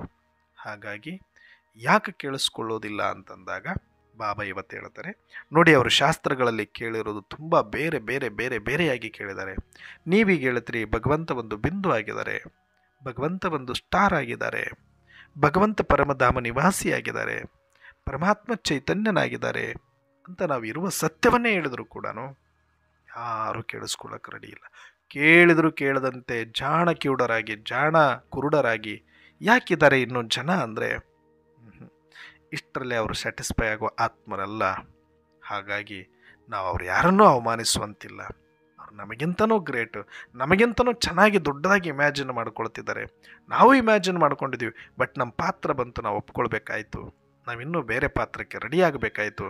ನಾವು ಸತ್ಯವನ್ನು ಒಪ್ಕೊಂಡು ನಾವು ಫುಲ್ ಸ್ಟಾಪ್ ಹಾಕಿ ನಮ್ಮ ಭಾವನೆಗಳಿಗೆ ಇಲ್ಲಿ ತನಕ ನಾವು ಯಾವ ಒಂದು ಭಗವಂತನ ಇಮ್ಯಾಜಿನರಿ ವರ್ಡಲ್ಲಿ ಇದ್ದೀವಿ ಆ ಭಕ್ತಿ ಇಮ್ಯಾಜಿನರಿ ವರ್ಡಿಗೆ ಫುಲ್ ಸ್ಟಾಪ್ ಇಟ್ಟು ಆ ಭಗವಂತನ ಸತ್ಯ ಸ್ವರೂಪದಲ್ಲಿ ಬಂದು ಜ್ಞಾನಿಗಳಾಗಿ ನಾವು ಹೊರಹೊಮ್ಮಿದ್ದೀವಿ. ಆದರೆ ಆ ಭಾವನ ಲೋಕ ಏನು ಕಡಿಮೆ ಇಲ್ಲ. ನಾನು ಕೂಡ ಭಕ್ತಿಯನ್ನು ಅನುಭವಿಸಿ ಬಂದಿದ್ದೀನಿ, ತಾವೆಲ್ಲರೂ ಸಹ. ನಿಜಕ್ಕೂ ಆ ಭಾವನೆ ಲೋಕದಲ್ಲಿ ಭಗವಂತನಿಗಿರುವ ಪ್ರೀತಿ, ವಿಶ್ವಾಸ, ಗೌರವ ಮತ್ತು ನಮ್ಮ ಒಂದು ಏನು ವಾಗ್ದಾನಗಳು ಇರ್ತವೆ ಅದು ಯಾರೂ ಕೂಡ ಅಲ್ಲಗಳಲಿಕ್ಕೆ ಸಾಧ್ಯ ಇಲ್ಲ. ಅದು ಜಗತ್ತಿನ ಸರ್ವ ಆತ್ಮರಲ್ಲಿಯೂ ಕೂಡ ಭಗವಂತನ ಬಗ್ಗೆ ಅಪಾರವಾದ ನಂಬಿಕೆ, ಗೌರವ, ಆ ವಿಪರೀತವಾದ ಭಾವನೆಗಳನ್ನು ಇಟ್ಕೊಂಡಿದ್ದಾರೆ. ಇವತ್ತು ನಮ್ಮ ಮಾತನ್ನು ಕೇಳಿಸ್ಕೊಳ್ತಿಲ್ಲ, ನಾವು ಹೇಳ್ತಕ್ಕಂಥ ಚಾರ್ಟ್ಗಳನ್ನು ಅವರು ನೋಡ್ತಾ ಇಲ್ಲ, ಧಾರಣೆ ಮಾಡ್ಕೊಳ್ತಾ ಇಲ್ಲ ಅಂತ ಅವ್ರನ್ನ ಕನಿಷ್ಠ ಅಂತ ನಾವು ಅನ್ಕೊಂಡ್ಬಿಟ್ರೆ ನಮ್ಮಂಥ ಮುಟ್ಟಾಳ್ರೆ ಯಾರೂ ಇರೋದಿಲ್ಲ. ಇದು ಈ ನಾಟಕದ ಹಿಂದಿರುವ ಸತ್ಯ. ಈ ಸೂಕ್ಷ್ಮತೆಯನ್ನು ನಾವು ಅರ್ಥ ಮಾಡಿಕೊಂಡು ಹೆಚ್ಚಾಗಿ ಅವರು ನಮಗಿಂತ ಅವರು ನಮ್ಮ ಥರ ಒಂದು ಆತ್ಮರೇ, ಅವರು ಪಾತ್ರ ಮಾಡಲಿಕ್ಕೆ ಬಂದಿದ್ದಾರೆ. ನಾಟಕದ ಹೊರತಾಗಿ ನೋಡ್ಲಿಕ್ಕೆ ಹೋದರೆ ಅವ್ರನ್ನ ಕನಿಷ್ಠ ಅಂತ ನೋಡೋಕ್ಕಾಗಲ್ಲ. ಹಾಗೂ ನಾಟಕದಲ್ಲೇ ನೋಡೋಕೆ ಹೋದರೂ ಕೂಡ ಅವರ ಇಮ್ಯಾಜಿನರಿ ವರ್ಡಲ್ಲಿ ನಮಗಿಂತ ತುಂಬ ಚೆನ್ನಾಗಿ ಭಗವಂತನ ಬಗ್ಗೆ ಭಕ್ತಿ ಇದೆ. ಇವತ್ತಿಗೂ ದಾನ, ಧರ್ಮ, ಭಕ್ತಿ, ಪುಣ್ಯ, ಜಾತ್ರೆ, ಉತ್ಸವ ಎಲ್ಲ ನಡೀತಾ ಇದೆ, ಯಾವುದೂ ನಿಂತಿಲ್ಲ. ನಾವು ನಿಲ್ಲಿಸಿದರೂ ಕೂಡ ಜಗತ್ತು ನಿಲ್ಲಿಸಿಲ್ಲ. ನಾವು ಸತ್ಯ ತಿಳಿದು ನಿಲ್ಲಿಸಿದ್ದೀವಿ, ಅವರು ನಡೆಸಿದ್ದಾರೆ. ಅಂದರೆ ಈಗ ನಿಲ್ಲಿಸಿರೋರು ಶ್ರೇಷ್ಠನ, ನಡೆಸಿರೋರು ಶ್ರೇಷ್ಠನ? ಅವ್ರು ಕ್ಯೂರಿಯಾಸಿಟಿಲಿದ್ದಾರೆ. ಅವ್ರಿಗೂ ಒಂದು ದಿನ ಬರುತ್ತೆ, ಅವ್ರಿಗೂ ಪರಮಾತ್ಮ ಸಿಗಲೇಬೇಕು, ಸಿಕ್ಕೇ ಸಿಗ್ತಾರೆ ನಿಜ. ಆದರೆ ಆ ಗಂಧ ಮಾತ್ರಕ್ಕೆ ನಾವು ನಿಲ್ಲಿಸ್ಬಿಟ್ಟಿವಿ ಅಂದ ತಕ್ಷಣ ಅವರು ನಿಲ್ಲಿಸಬೇಕು ಅಂತೇನಿಲ್ಲ. ಯಾಕಂದರೆ ಅವರು ಇನ್ನೂ ತುಂಬ ಅದ್ಭುತವಾಗಿ ಭಗವಂತನನ್ನು ಕಟ್ಟಿಕೊಂಡಿದ್ದಾರೆ, ಭಾವನೆಯೊಳಗಡೆ ಇಟ್ಕೊಂಡಿದ್ದಾರೆ. ಇಷ್ಟು ಸಣ್ಣ ಪುಟ್ಟ ಕಷ್ಟಕ್ಕೆಲ್ಲ ಭಗವಂತ ಬೇಕು ಅಂತ ಅವ್ರು ಇನ್ನೂ ಕರೆದಿಲ್ಲ. ಅವರು ಕರೆಯೋ ಸಮಯ ಬರುತ್ತೆ, ಅವರು ಕೂಡ ಭಗವಂತ ಬಂದು ಬಿಡು ಅಂತ ಕರೆಯೋ ಸಮಯ ಬರುತ್ತೆ. ಕರೆಯದೇ ಸಮಯದಲ್ಲಿ ಪರಮಾತ್ಮ ಬಂದಿದ್ದಾರೆ ಅಂತಂದರೆ ಸಮಯಕ್ಕಿಂತ ಮುಂಚೆ ಬಂದಿದ್ದಾರೆ ಅಂತಲೇ ಅರ್ಥ. ನಾವು ಕೂಡ ದಿಗ್ಭ್ರಾಂತರಾಗಿದ್ದೀವಿ. ಇಷ್ಟು ಬೇಗ ನಾವು ಭಗವಂತ ಸಿಗ್ತಾರೆ ಅಂತ ನಾವು ಯಾರು ಅಂದ್ಕೊಂಡಿಲ್ಲ ಅನ್ನುವ ಒಂದು ಕಾಮನ್ ಡೈಲಾಗು ನಾವೆಲ್ಲ ಬ್ರಹ್ಮಕುಮಾರಿಯರಿಗೆ ಬರುತ್ತೆ. ಯಾಕೆ ಅಂದರೆ ನಾವು ಯಾರೂ ಊಹಿಸಿರಲಿಲ್ಲ, ಈ ಸಮಯದಲ್ಲಿ ಬೇಕಿರಲಿಲ್ಲ. ಇನ್ನೂ ಹೆಂಗೋ ತೆಳ್ಕೊಂಡು ಹೆಂಗೋ ಒಂದು ಹೋಗ್ತಾ ಇದ್ದೀವಿ, ಜೀವನದಲ್ಲಿ ನಡೀತಾ ಇದ್ವಿ. ನಾವು ಇಷ್ಟು ಬೇಗ ಬೇಕು ಅಂತ ಇರಲಿಲ್ಲ. ಅದು ಬ್ರಹ್ಮಬಾಬರವ್ರಿಗೂ ಕೂಡ ಇಷ್ಟ ಇರಲಿಲ್ಲ ಆ ಸಮಯದಲ್ಲಿ. ಯಾಕೆ ಅಂದರೆ ಅವರು ತುಂಬ ಏನೋ ಸಾಧನೆ ಮಾಡಬೇಕು, ಏನೋ ಒಂದು ಭಕ್ತಿ ಮಾಡಬೇಕು, ಆಮೇಲೆ ಭಗವಂತನನ್ನು ಪಡ್ಕೊಳ್ಬೇಕು ಅನ್ನೋಂಥ ಕ್ಯೂರಿಯಾಸಿಟಿಯಲ್ಲಿ ಬ್ರಹ್ಮ ಬಾಬಾ ಇದ್ದರು. ಆದರೆ ಅದೆಲ್ಲದಕ್ಕೂ ಕೂಡ ತಣ್ಣೀರು ಎರಚಿಬಿಟ್ರು ಪರಮಾತ್ಮ ಅಥವಾ ಡ್ರಾಮಾ. ಯಾಕಂದರೆ ಬ್ರಹ್ಮ ಬಾಬಾ ಅಷ್ಟೆಲ್ಲ ಶಾಸ್ತ್ರಗಳನ್ನು ಓದಿ ಒಂದು ದೊಡ್ಡ ಇಮ್ಯಾಜಿನರಿ ಕ್ರಿಯೇಟ್ ಮಾಡಿಕೊಂಡು ಆ ಭಗವಂತನ ಬಗ್ಗೆ ಅಪಾರವಾದ ಗೌರವ ಮತ್ತು ಅದನ್ನು ತಿಳಿಸುವ ಮಹಾತ್ಮರುಗಳ ಬಗ್ಗೆ, ಸಂತರು, ಶರಣರು, ಗುರುಗಳ ಬಗ್ಗೆ ಅಪಾರವಾದ ಗೌರವ ಇಟ್ಕೊಂಡಿದ್ರು. ಇನ್ನೇನು ಎಲ್ಲ ಸಂಪಾದನೆ ಮಾಡಿದ್ದೀನಿ, ಸಂಸಾರ ನಡೆಸಿದ್ದೀನಿ, ಜವಾಬ್ದಾರಿ ನಿಭಾಯಿಸಿದ್ದೀನಿ, ಇದೆಲ್ಲವನ್ನು ಬಿಟ್ಟು ವಾನಪ್ರಸ್ಥಕ್ಕೋಗಿ ಒಂದು ತುಂಬ ಧ್ಯಾನದಲ್ಲಿ ಮುಳುಗಿ ಆ ಭಗವಂತನಿಗಾಗಿ ಒಂದಷ್ಟು ಪರಿಶ್ರಮ ಪಟ್ಟು ಜಪ ಮಾಡಿ ತಪಸ್ಸು ಮಾಡಿ ಅವರನ್ನು ಸಾಕ್ಷಾತ್ಕಾರ ಮಾಡ್ಕೊಳ್ಬೇಕು ಅನ್ನುವಂಥ ಕ್ಯೂರಿಯಾಸಿಟಿ ಪಾಪ ತುಂಬ ಇಟ್ಕೊಂಡಿದ್ರು. ಇನ್ನು ಆರಂಭ ಮಾಡೋದಕ್ಕಿಂತ ಮುಂಚೆನೇ ಫಲಿತಾಂಶ ಬಂದಾಗ, ಎಕ್ಸಾಮ್ ಬರೆಯೋದಕ್ಕಿಂತ ಮುಂಚೆ ಫಸ್ಟ್ ರ್ಯಾಂಕ್ ಅಂತ ರಿಸಲ್ಟ್ ಬಂದಾಗ ಎಷ್ಟು ನಿರಾಶೆ ಆಗುತ್ತೋ ಬಹುಶಃ ಅಷ್ಟೇ ನಿರಾಶೆ ಬ್ರಹ್ಮ ಬಾಬಾರವರಿಗೆ ಆಗಿದ್ದು ನಿಜ. ಬಿನಾ ಪರಿಶ್ರಮ ಯಾವುದು ಸಿಕ್ಕಾಗಲೂ ಕೂಡ ಖುಷಿ ಆಗುತ್ತೆ, ಆಗಲ್ಲ ಅಂತಲ್ಲ. ಪರಮಾತ್ಮ ಸಿಕ್ಕಿದ್ದಾರೆ, ಪರಮಾತ್ಮನ ಸತ್ಯ ತಿಳಿದಿದೆ, ಮುಂದಿನ ಸತ್ಯ ತಿಳಿದಿದೆ, ಓಕೆ. ಆದರೆ ಬಿನಾ ಪರಿಶ್ರಮ ಸಿಕ್ಕಾಗ ಅದಷ್ಟು ಚೆನ್ನಾಗಿ ಅನಿಸಲ್ಲ. ತುಂಬ ಕಷ್ಟಪಟ್ಟ ಮೇಲೆ ಆ ಭಗವಂತ ಸಿಕ್ಕರೆ ಅದ್ರ ಮಜಾನೇ ಬೇರೆ. ಹೇಗೋ ಹಾಗೆ ಬ್ರಹ್ಮ ಬಾಬಾರವರು ಇನ್ನೂ ಸ್ವಲ್ಪ ಏನೋ ನಾನು ಮಾಡಬೇಕು ಅಂದ್ಕೊಂಡಿದ್ರು. ಆದರೆ ಆರಂಭಕ್ಕೆ ಮುಂಚೆನೇ ಪರಮಾತ್ಮ ಸಿಕ್ಕು ಸಾಕ್ಷಾತ್ಕಾರ ಆದಾಗ ಅವರಿಗೆ ಬೇರೆ ದಾರಿಯೇ ಇರೋದಿಲ್ಲ. ಇನ್ನು ಏನು ಮಾಡೋಕ್ಕಾಗತ್ತೆ? ಆ ಕ್ಯೂರಿಯಾಸಿಟಿಗೆ ತೆರೆ ಬಿದ್ದಾಯ್ತು. ಈಗ ನೋಡಿ, ಯಾವುದೇ ಒಂದು ಸಿನಿಮಾ ರಿಲೀಸ್ ಆಯಿತು, ಅದಕ್ಕೋಸ್ಕರ ವರ್ಷಗಟ್ಟಲೆ ಕಾದಿರ್ತೀವಿ ಕ್ಯೂರಿಯಾಸಿಟಿಯಿಂದ. ಇಲ್ಲ, ಈ ಫಿಲಮ್ ನೋಡಬೇಕು, ಹಿಂಗೆ ಬಂದಿದೆ ಅಂತೆ, ಹಂಗೆ ಬಂದಿದೆ ಅಂತೆ. ಸಣ್ಣ ಸಣ್ಣ ಲೀಕೇಜ್ಗಳಿಗೆ ಸಿಕ್ಕಾಗ ತುಂಬ ಕ್ಯೂರಿಯಾಸಿಟಿ ಆಗಿರ್ತಾರೆ. ಆ ಡೇಟ್ ಬರುತ್ತೆ, ಎಲ್ಲರ ಜೊತೆ ಸಂಭ್ರಮ ಮಾಡಬೇಕು, ಆ ಫಸ್ಟ್ ಡೇ ಫಸ್ಟ್ ಶೋ ನೋಡಬೇಕು ಅನ್ನುವಂಥ ಒಂದು ಕಲ್ಪನೆಯಲ್ಲಿ ಇದ್ದವರಿಗೆ ಅದು ಇನ್ನೂ ಥಿಯೇಟ್ರಿಗೆ ಬರೋದಕ್ಕಿಂತ ಮುಂಚೆನೇ ಎಲ್ಲೋ ಒಂದು ಕಡೆ ಮಾರ್ಕೆಟಲ್ಲಿ ಅದರದ್ದು ಪೂರ್ತಿ ವಿಡಿಯೋ ಅವನ ಕೈಗೆ ಸಿಕ್ಬಿಡ್ತು ಮೊಬೈಲಲ್ಲಿ ಅಂದಾಗ ಆ ಕ್ಯೂರಿಯಾಸಿಟಿಗೆ ನೋಡಲೇಬೇಕು, ತಣ್ಣೀರು ಹಚ್ಚಕ್ಕೆ. ಆದ್ರೆ ನೋಡಲ್ಲ ಅಂತ ಅನ್ನೋಕ್ಕೆ ದಾರಿ ಇಲ್ಲ, ಸಿಕ್ಕಿಬಿಟ್ಟಿದೆ, ಎಲ್ಲರೂ ನೋಡ್ತಾ ಇದ್ದಾರೆ. ನೋಡಿದಾಗ ಇನ್ನೇನು ಮಾಡೋಕ್ಕಾಗತ್ತೆ? ಅಯ್ಯೋ ಹಿಂಗಿದೆಯಾ ಅಂತ. ಅದಕ್ಕೆ ಆ ಕ್ಯೂರಿಯಾಸಿಟಿಗೆ ಎಲ್ಲದಕ್ಕೂ ತೆರೆ ಬಿದ್ದು. ಹಾಗಂತ ಇಲ್ಲಿ ಭಗವಂತ ಬೇಕಾದ್ರೆ ಅಲ್ಲಿ ಬಿಡ್ಬೋದು. ಇಲ್ಲ, ನಾನು ಈ ಥಿಯೇಟ್ರಲ್ಲೇ ನೋಡ್ತೀನಿ, ಅದು ಇನ್ನೂ ಎಷ್ಟು ದಿನ ಆದರೂ ಅದು ಹಂಗೆ ಸಿಕ್ಕರೂ ನಾನು ನೋಡಲ್ಲ ಅಂತ ಹೇಳೋರು ಅಷ್ಟು ನಿಜವಾದ ಅಭಿಮಾನಿಗಳು ಇದ್ದಾರೆ. ಎಷ್ಟೋ ಜನಕ್ಕೆ ಈ ಪೈರಸಿ ಮಾಡೋದ್ರ ಮುಖಾಂತರ ವಿಡಿಯೋಗಳು ಲೀಕ್ ಆಗುತ್ತೆ. ಆದರೆ ನಮ್ಮ ಹೀರೋದು ನಾವು ಫಸ್ಟ್ ಶೋ ಆ ಫಸ್ಟ್ ಥಿಯೇಟ್ರಲ್ಲೇ ನೋಡಬೇಕು, ಜನಗಳ ಮಧ್ಯೆ ನೋಡಬೇಕು, ಸಿಳ್ಳೆ ಹಾಕ್ಕೊಂಡು ಉತ್ಸವ ಮಾಡಿಕೊಂಡು ನೋಡಬೇಕು. ಈ ರೀತಿ ಎಲ್ಲ ನಾವು ಎಲ್ಲೋ ಒಂದು ಕಡೆ ಕೂತ್ಕೊಂಡು ಮೊಬೈಲಲ್ಲಿ ಲೀಕ್ ಆಗಿರೋ ವಿಡಿಯೋ ನೋಡಿಕೊಂಡು ಸಮಾಧಾನ ಪಡ್ಕೊಳ್ಳುವಷ್ಟು ನಮ್ಮದು ಭಾವನೆ ಸಣ್ಣದಿಲ್ಲ ಅಂತ ಹೇಗೆ ನೋಡೋದಿಲ್ವೋ, ಆದರೆ ಇಲ್ಲಿ ಬ್ರಹ್ಮ ಬಾಬಾರವರಿಗೆ ವಿಧಿಯೇ ಇಲ್ಲ, ನೋಡಲೇಬೇಕಾಯಿತು. ಇಲ್ಲ, ನಾನು ಇನ್ನೂ ಸ್ವಲ್ಪ ಕಷ್ಟಪಡ್ತೀನಿ, ನಾನು ಇನ್ನೂ ಸ್ವಲ್ಪ ಭಕ್ತಿ ಮಾಡ್ತೀನಿ, ನಾನು ಇನ್ನೂ ಸ್ವಲ್ಪ ಪರಿಶ್ರಮ ಪಡ್ತೀನಿ, ಆಮೇಲೆ ನನಗೆ ಸಾಕ್ಷಾತ್ಕಾರ ಆಗಲಿ ಅನ್ನುವ ಒಂದು ಚಾನ್ಸ್ ತಗೊಳ್ತಾ ಇದ್ರು. ನಿಜವಾಗ್ಲೂ ಬ್ರಹ್ಮ ಬಾಬನಿಗೆ ಏನಾದರೂ ಕೇಳಿದ್ರೆ ದಯವಿಟ್ಟು, ಇದು ನನಗೆ ಅರ್ಥ ಆಗ್ತಾಯಿದೆ ಈ ಭಾವನೆ. ಆದರೆ ಅದಕ್ಕೂ ಅವಕಾಶ ಕೊಡದೆ ಡೈರೆಕ್ಟ್ ಡೋರ್ ನಾಕ್ ಮಾಡಿ ನಾನೇ ಪರಮಾತ್ಮ ಅಂತ ಹೇಳಬೇಕಾಗಿ ಬಂದ್ಬಿಡ್ತು ಪರಮಾತ್ಮನಿಗೆ. ಗೆದ್ದ ತಕ್ಷಣ ಯಾರನ್ನ ನಾವು ನೋಡಲೇಬಾರ್ದು, ಭಾಳ ಕ್ಯೂರಿಯಾಸಿಟಿಯಿಂದ ಕಾಯ್ತಿರ್ತೀವಿ. ಡೋರ್ ತೆಗೆದ ತಕ್ಷಣವೇ ಒಂದು ಚಾನ್ಸ್ ಕೊಡೋದಕ್ಕಿಂತ ಮುಂಚೆ ಬೇಕಾದರೆ ಡೋರ್ ತಟ್ಟಿ, ನಾನು ಪರಮಾತ್ಮ ಬಂದಿದ್ದೀನಿ, ಇವಾಗ ನೀನು ನನ್ನನ್ನು ನೋಡಲಿಕ್ಕೆ ರೆಡಿ ಇದೆಯಾ ಅಂತ ಬ್ರಹ್ಮ ಬಾಬಾರವರಿಗೆ ಕೇಳಿದರೆ ಖಂಡಿತವಾಗಿ ಎಲ್ಲ ಸ್ವಲ್ಪ ದಿನ ಬಿಟ್ಕೊಂಡು ಬಾ ಭಗವಂತ ಅಂತಿದ್ರು ಬ್ರಹ್ಮ ಬಾಬಾ. ಯಾಕಂದರೆ ಅವ್ರು ಇನ್ನೂ ಏನೋ ಮಾಡಬೇಕು ಅನ್ನೋಂಥ ತುಂಬ ಹಂಬಲದಲ್ಲಿದ್ದರು ಬ್ರಹ್ಮ ಬಾಬಾ. ಆ ಒಂದು ಹಂಬಲ ನನಗೆ ಕಾಣಿಸಿದೆ ಮಾತ್ರ. ಯಾಕಂದರೆ ನಾನು ಅವರ ಜೀವನ ಚರಿತ್ರೆ ನೋಡಿದಾಗ ಯಾವ ಮನುಷ್ಯನಿಗಾದರೂ ಆ ಜಾಗದಲ್ಲಿ ನಾನಿದ್ರೂ ಕೂಡ, ನಿಜವಾದ ಭಕ್ತಿ ಮಾಡುವವರು ಯಾರೇ ಆಗಿದ್ದರೂ ಕೂಡ, ಇಲ್ಲ ಭಗವಂತ ನಾನು ಇನ್ನೂ ಸ್ವಲ್ಪ ರೆಡಿ ಆಗಬೇಕು, ನೀನು ಆಮೇಲೆ ಬಾ ಅಂತ ಹೇಳ್ತೀವಿ. ನೀವು ನೋಡಿ, ಒಂದು ಉದಾಹರಣೆ ಕೊಡ್ತೀನಿ. ನೀವು ಯಾರೋ ಅತಿಯಾಗಿ ಪ್ರೀತಿಸುವಂಥವ್ರು, ತುಂಬ ಅವ್ರನ್ನ ಇಷ್ಟಪಟ್ಟಿದ್ದೀರಿ ತುಂಬ ವರ್ಷಗಳ ಕಾಲ, ಆದರೆ ಅವ್ರ ಮುಖ ನೀವು ನೋಡಿಲ್ಲ, ನಿಮ್ಮ ಮುಖ ಅವ್ರು ನೋಡಿಲ್ಲ, ಅಥವಾ ನಿಮ್ಮ ಮುಖ ಅವ್ರು ನೋಡಿದ್ರು ಕೂಡ ತುಂಬ ಕ್ಯೂರಿಯಾಸಿಟಿಯಿಂದ ನೀವು ಕಾಯ್ತಿರ್ತೀರಿ, ತುಂಬ ಕ್ಯೂರಿಯಾಸಿಟಿಯಿಂದ. ಅದು ನಿಮ್ಮ ಲವರ್ ಆಗಿರ್ಬೋದು, ನಿಮ್ಮ ಹಿತೈಷಿಗಳಾಗಿರ್ಬೋದು, ಅಥವಾ ನಿಮ್ಮ ಹೀರೋ ಆಗಿರ್ಬೋದು, ಯಾರು ಬೇಕಾದರೂ ಸರಿನೇ. ಯಾರನ್ನ ನೀವು ಜೀವನದಲ್ಲಿ ಅತಿಯಾಗಿ ಪ್ರೀತಿಸ್ತೀರಿ, ಅವರಿಗಾಗಿ ಅತಿಯಾಗಿ ಕಾದಿದ್ದೀರಿ, ಒಂದು ದಿನ ರಾತ್ರಿ ಮಲ್ಕೊಂಡಿರ್ತೀರಿ, ಹೆಂಗೆಂಗೋ ಇರ್ತೀರಿ, ಆ ಟೈಮಲ್ಲಿ ಡೋರ್ ಬಡಿದು ನಾನು ಬಂದಿದ್ದೀನಿ ಅಂದ ತಕ್ಷಣವೇ ನಿಮಗೆ ಹೆಂಗೆ ಅನಿಸುತ್ತೆ? ಅವರು ನಿಮಗೆ ಟೀಚರೇ ಆಗಿರ್ಬೋದು, ಅವ್ರು ನಿಮ್ಗೆ ಯಾರೇ ಆಗಿರ್ಬೋದು, ನೀವು ಇಷ್ಟಪಡುವಂಥ ವ್ಯಕ್ತಿಗಳು. ಆವಾಗ sir, if you don't mind, wait 5 minutes 10 minutes, I am go ready, I am ready ಆಗಲಿಕ್ಕೆ ಹೋಗ್ತೀನಿ, ರೆಡಿಯಾಗಿ ಬರ್ತೀನಿ ಅಂತ ಹೇಳ್ತೀವಿ.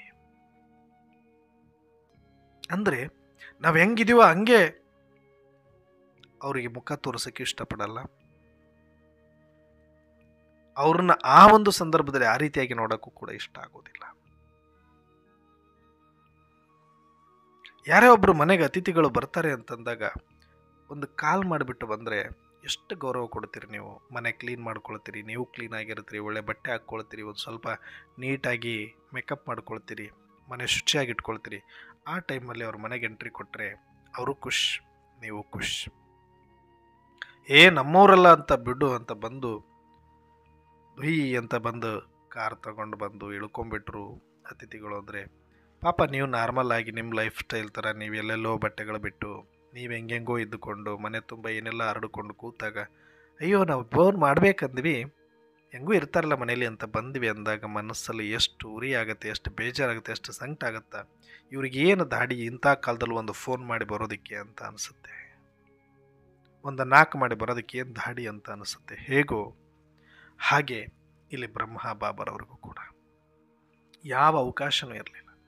ಅಂದರೆ ಅವಾಗ ಯಾಕೆ ಬಂದಿದ್ದು ಖುಷಿ ಇಲ್ವಾ ಅವರು ಅಂದರೆ, ಇಷ್ಟ ಇಲ್ವಾ ಅಂದರೆ ಇಷ್ಟನೇ, ಬಂದಿದ್ದು ಖುಷಿನೇ, ಅವ್ರು ನೋಡಬೇಕು ಅಂತ ಕಾದಿರೋದು ಸತ್ಯನೇ. ಆದರೆ ಅವರಿಗೆ ಮುಖ ತೋರಿಸೋದಕ್ಕೆ ನಾನು ಸ್ವಲ್ಪ ರೆಡಿ ಆಗಬೇಕು, ನಾನು ನೀಟ್ ಆಗಬೇಕು, ನಾನು ಸ್ವಚ್ಛ ಆಗಬೇಕು, ಮನೆ ಶುಚಿ ಇಡಬೇಕು ಅಂಥವ್ರು ಬರ್ತಾರೆ ಅಂದಾಗ ಆ ಘನತೆಗೆ ಅವ್ರಿಗೆ ತಕ್ಕಂತೆ ಇಲ್ಲಿ ಮನೆ ಇಟ್ಕೊಳ್ಬೇಕು ನಾನು. ಇದೆಲ್ಲ ಮಾಡಿದ ಮೇಲೆ ಅವರು ಬಂದರೆ ನನಗೆ ಗ್ರೇಟೆ, ಇಂಥ ಮನೆಯಲ್ಲಿ ಬರೋದಕ್ಕಿಂತ ಬರದೆ ವಾಪಸ್ ಹೋಗೋದೇ ಒಳ್ಳೆಯದು ಅಂತ ಅನಿಸಿರುತ್ತೆ ಎಷ್ಟೋ ಜನಗಳಿಗೆ. ನಿಮಗೆ ಇದು ವಾಸ್ತವ ಅಲ್ವಾ? ಅದೇ ಥರ ಬ್ರಹ್ಮ ಬಾಬರವ್ರಿಗೂ ಕೂಡ ಆಗಿರುತ್ತೆ. ಆದರೆ ಸಾರಿ, ಅಲ್ಲಿ ಆ ಚಾನ್ಸ್ ಅವ್ರಿಗಿರೋದಿಲ್ಲ, ಬಾಬರವರು ಆ ಚಾನ್ಸ್ ಕೊಡೋದಿಲ್ಲ. ಬಂದೆ ಒಪ್ಕೋಬೇಕು, ಬಲಿಹಾರಿ ಆಗಬೇಕು, ಇಷ್ಟೇ ಉಳಿದಿತ್ತಲ್ಲಿ. ಒಂಥರ ಚಾವಿ ಕೊಟ್ಟು ಗೊಂಬೆ ಥರ ಆಗ್ಬಿಟ್ರು ಬ್ರಹ್ಮ ಬಾಬಾ. ನೋ, ಇನ್ನೇನೋ ಮಾಡೋಕ್ಕೆ ಬೇರೆ ಆಪ್ಷನ್ಸೇ ಇಲ್ಲ ಅವರಿಗೆ. ಆದರೆ ಅದೇ ಭಕ್ತಿ ಮಾಡುವ ಒಂದು ತೀವ್ರತೆ ಏನಿತ್ತು, ಒಂದು ಉತ್ಕಟ ಇಚ್ಛೆ, ಪರಮಾತ್ಮನನ್ನು ಪಡ್ಕೊಳ್ಳೋದಕ್ಕೆ ಏನಿತ್ತು, ಅವ್ರು ಕೊಟ್ಟಿರೋ ಹೋಮ್ವರ್ಕಲ್ಲಿ ತೋರಿಸಿದ್ರು ಅದನ್ನು. ಇಲ್ಲ, ನೀನು ನನಗೋಸ್ಕರ ಏನು ಮಾಡಬೇಕು ಅಂತ ಇದ್ದೆ, ನಾನು ಸಿಕ್ಕಿದ್ದೀನಿ ಈಗ. ಆದರೆ ಈಗ ನಿನಗೋಸ್ಕರ ನೀನು ಮಾಡಬೇಕಾಗಿದೆ, ಪಾತ್ರಕ್ಕೋಸ್ಕರ ಮಾಡಬೇಕಾಗಿದೆ. ಶೂದ್ರನಿಂದ ಬ್ರಾಹ್ಮಣ, ಬ್ರಾಹ್ಮಣನಿಂದ ನೀನು ಪ್ರಜಾಪಿತ, ಪ್ರಜಾಪಿತನಿಂದ ನೀನು ಶ್ರೀಮನ್ನಾರಾಯಣ ಆಗಬೇಕಾಗಿದೆ. ಹಾಗಾಗಿ ನೀನೊಂದು ಸುಟ್ಟು ಹೋಗುವ ಕೆಟ್ಟು ಹೋಗುವ ಶರೀರ ಅಲ್ಲ, ನೀನೊಂದು ಆತ್ಮ ಆಗಿದೆಯಾ. ಆ ಸ್ವರೂಪದಲ್ಲಿ, ಆ ಸಮಾನದಲ್ಲಿ, ಆ ಸ್ವಸ್ಮೃತಿಯಲ್ಲಿ ಬಂದು ಅದರ ಅಭ್ಯಾಸ ಮಾಡಿ ಸ್ವಸ್ಥಿತಿಯಲ್ಲಿ ಸ್ಥಿತನಾಗಬೇಕಾಗಿದೆ, ಸಂಪನ್ನ ಆಗಬೇಕಾಗಿದೆ. ಇದನ್ನು ಮಾಡು ಅಂತ ಹೇಳ್ತಾರೆ. ಆಗ ಬ್ರಹ್ಮ ಬಾಬರವರಿಗೆ, ಅಪ್ಪ ಭಗವಂತನಿಗೋಸ್ಕರ ನಾನು ಎಷ್ಟು ಉತ್ಕಟ ಇಚ್ಛೆ ಇಟ್ಕೊಂಡಿದ್ದೆ, ಏನೆಲ್ಲ ಮಾಡಬೇಕು ಅಂತ, ಅವ್ರಿಗೋಸ್ಕರ ಎಷ್ಟೊಂದು ತಪಸ್ಸು ಮಾಡಲಿಕ್ಕೂ ನಾನು ರೆಡಿಯಾಗಿದ್ದೆ, ಎಷ್ಟು ತ್ಯಾಗ ಮಾಡಲಿಕ್ಕೂ ರೆಡಿಯಾಗಿದ್ದೆ, ಅಂಥ ಮನಸ್ಥಿತಿಯನ್ನು ರೆಡಿ ಮಾಡ್ಕೊಂಡಿರ್ತಾರೆ. ಆದರೆ ಅದು ಡೈರೆಕ್ಟ್ ಕನ್ವರ್ಟ್ ಆಗೋದು, ಭಗವಂತ ಸಿಕ್ಕಾಯಿತು, ಭಗವಂತನ ಸ್ವರೂಪ ತಿಳಿದಾಯಿತು. ಆದರೆ ಈಗ ನಾನು ಮಾಡಬೇಕಾಗಿರೋದು ಅದೇ ಭಗವಂತನ ಪ್ರೀತಿ, ಭಕ್ತಿ, ಉಮ್ಮಂಗ, ಉತ್ಸಾಹ ಎಲ್ಲವನ್ನ ನಾನಾಗಲಿಕ್ಕೆ, ನನ್ನ ಸ್ವರೂಪದಲ್ಲಿ ಬರಲಿಕ್ಕೆ ಹಾಕಬೇಕು ಅಂತ ಮೇ ಆತ್ಮ ಹೋ, ಮೇ ಆತ್ಮ ಹೋ, ಮೇ ಆತ್ಮ ಹೋ, ಮೇ ಆತ್ಮ ಹೋ ಅಂತ ಬ್ರಹ್ಮ ಬಾಬಾ ಕೂತ್ಕೊಂಡ್ಬಿಡ್ತಾರೆ. ಇದು ವಾಸ್ತವ, ಈ ಥರ ನಡೆದಿದೆ. ಇದು ನನ್ನ ಒಂದು ಆಳವಾದ ಚಿಂತನೆಯಲ್ಲಿ ಹೋದಾಗ ಈ ಎಲ್ಲ ಸತ್ಯಗಳು ನನಗನ್ಸಿರೋದು ನಿಮ್ಮ ಜೊತೆ ಹಂಚ್ಕೊಂಡಿದ್ದೀನಿ. ಇದೇ ಥರ ಜಗತ್ತು ಯಾಕೆ ಇವತ್ತು ಸ್ವೀಕಾರ ಮಾಡ್ತಾ ಇಲ್ಲ ಅಂದರೆ, ಶಾಸ್ತ್ರಗಳಲ್ಲಿ ಬಹಳ ದೊಡ್ಡದಾಗಿ ಇಟ್ಕೊಂಡಿದ್ದಾರೆ ಭಾವನೆಗಳನ್ನು. ನಾವು ಬಹಳ ಸುಲಭವಾಗಿ ಈ ಆತ್ಮದ ಸತ್ಯ, ಪರಮಾತ್ಮನ ಸತ್ಯ, ಅನ್ಎಕ್ಸ್ಪೆಕ್ಟೆಡ್ ಇವೆಲ್ಲನೂ ಕೂಡ ಸಾಮಾನ್ಯ ಜ್ಞಾನ ಅಲ್ವೇ ಅಲ್ಲ. ಇದು ಅದ್ಭುತವಾದ ಜ್ಞಾನ, ಸೃಷ್ಟಿಯ ಜ್ಞಾನ. ಆದರೆ ಇಷ್ಟು ಈಸಿಯಾಗಿ ಕೊಟ್ಟರೆ ಯಾರೂ ನಂಬಲ್ಲ. ಈಗ ಯಾರಾದರೂ ಬಂದು ನಿಮಗೆ 1 kg ಬಂಗಾರ ತೊಗೊಳ್ಳಿ, 1 kg ಡೈಮಂಡ್ಸ್ ತೊಗೊಳ್ಳಿ ಅಂತ ನಿಮ್ಮ ಕೈಗೆ ಕೊಡ್ತಾ ಹೋದರೆ ನಂಬುತ್ತೀರಾ ನೀವು? ಯಾರಾದರೂ ದಾರಿಯಲ್ಲಿ ಹೋಗೋರು ಬಂದು ನಿಮಗೆ ಬಂಗಾರ ಫ್ರೀಯಾಗಿ ಕೊಟ್ಟು ಹೋಗ್ತಾರೆ ಅಂತಂದರೆ, ಬಂಗಾರ ಅಂತಂದರೆ ನೀವೊಂದು ಸಣ್ಣ ಮೂಗುತಿ ತೊಗೊಳೋದಕ್ಕೆ, ಒಂದು ಕಿವಿಯಲ್ಲಿ ಇರತಕ್ಕಂಥ ಒಂದು ಓಲೆ ತೊಗೊಳ್ಳೋಕ್ಕೆ 1 ಗ್ರಾಮ್ ಬಂಗಾರ ಮೈ ಮೇಲೆ ಹಾಕ್ಕೊಳ್ಬೇಕು ಅಂದ್ರೂ ಅದು ನಿಮಗೆ ಅದರ ಖುಷಿ ಕೊಡಬೇಕು ಅಂದಾಗ, ಯಾವಾಗ ನೀವು ಕಷ್ಟಪಟ್ಟು ದುಡಿದು, ಇಲ್ಲ ನಿಮ್ಮ ಮಕ್ಕಳು ಕಷ್ಟಪಟ್ಟು ದುಡಿದು ಒಂದು ಸಣ್ಣದಾಗಿ ಅಂಗಡಿಗೆ ಹೋಗಿ ಕಷ್ಟಪಟ್ಟು ಎಲ್ಲ ಕೂಡಿಟ್ಟು ಒಂದೊಂದು ಪೈಸೆ ಕೂಡಿಟ್ಟು ಒಂದು ಚೈನೋ, ಒಂದು ಲಾಕೆಟೋ, ಒಂದು ಓಲೆನೋ, ಜುಮುಕೆನೋ ಮಾಡಿಸ್ಕೊಂಡಾಗಿರೋ ಸುಖ, ಆ ಖುಷಿ, ಅದರಲ್ಲಿ ನಿಜವಾದ ಖುಷಿ ಇದೆ. ಆದರೆ ಯಾರೋ ಬಂದು ದಾರಿಯಲ್ಲಿ ಹೋಗೋರು, ಸಾಧುನೋ, ಸನ್ಯಾಸಿನೋ, ಇನ್ಯಾರೋ ಅಥವಾ ಭಿಕ್ಷುಕನೋ ಬಂದು 1 kg ಬಂಗಾರ ಇದೆ, ನೀವೇನಾದರೂ ಮಾಡಿಸ್ಕೊಂಡು ಹಾಕ್ಕೊಳ್ಳಿ ಅಂದರೆ ನಿಜವಾಗ್ಲೂ ಆ ಕ್ಯೂರಿಯಾಸಿಟಿ, ಆ ಬಂಗಾರದ ಮೇಲೆ ಮೋಹನೆ ಹೊಂಟೋಗ್ಬಿಡುತ್ತೆ.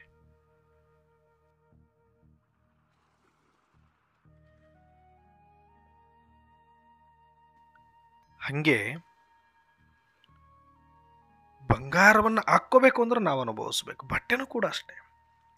ನೋಡಿ, ನಿಮಗೆ ಫೀಲ್ ಇರುತ್ತೆ, ನೀವು ಸ್ವತಃ ಬಡತನದಲ್ಲಿ ಬಂದು ಕಷ್ಟಪಟ್ಟು ₹1 ಕೂಡಿಟ್ಟು ಯಾವುದೋ ಒಂದು ಹಬ್ಬಕ್ಕೆ ನಿಮ್ಮ ಕೈಯಾರೆ ನೀವು ದುಡ್ಡು ಕೊಟ್ಟು ನೀವು ಹೊಲಿಸ್ಕೊಂಡು ಇಷ್ಟಪಟ್ಟು ಮೈ ಮೇಲೆ ಹಾಕ್ಕೊಂಡು ಅದನ್ನು 10 ಸಲ ಕನ್ನಡಿ ಮುಂದೆ ಇಟ್ಕೊಂಡು ನೋಡಿ ಕಣ್ಣಿಗೆ ಹೊತ್ಕೊಂಡು ಎಷ್ಟು ಆನಂದ ಆಗುತ್ತೆ. ನಾನು ಕೂಡ ಒಂದು ಜೊತೆ ಇವತ್ತು ಬಟ್ಟೆ ತೊಗೊಂಡ್ಬಿಟ್ಟೆ.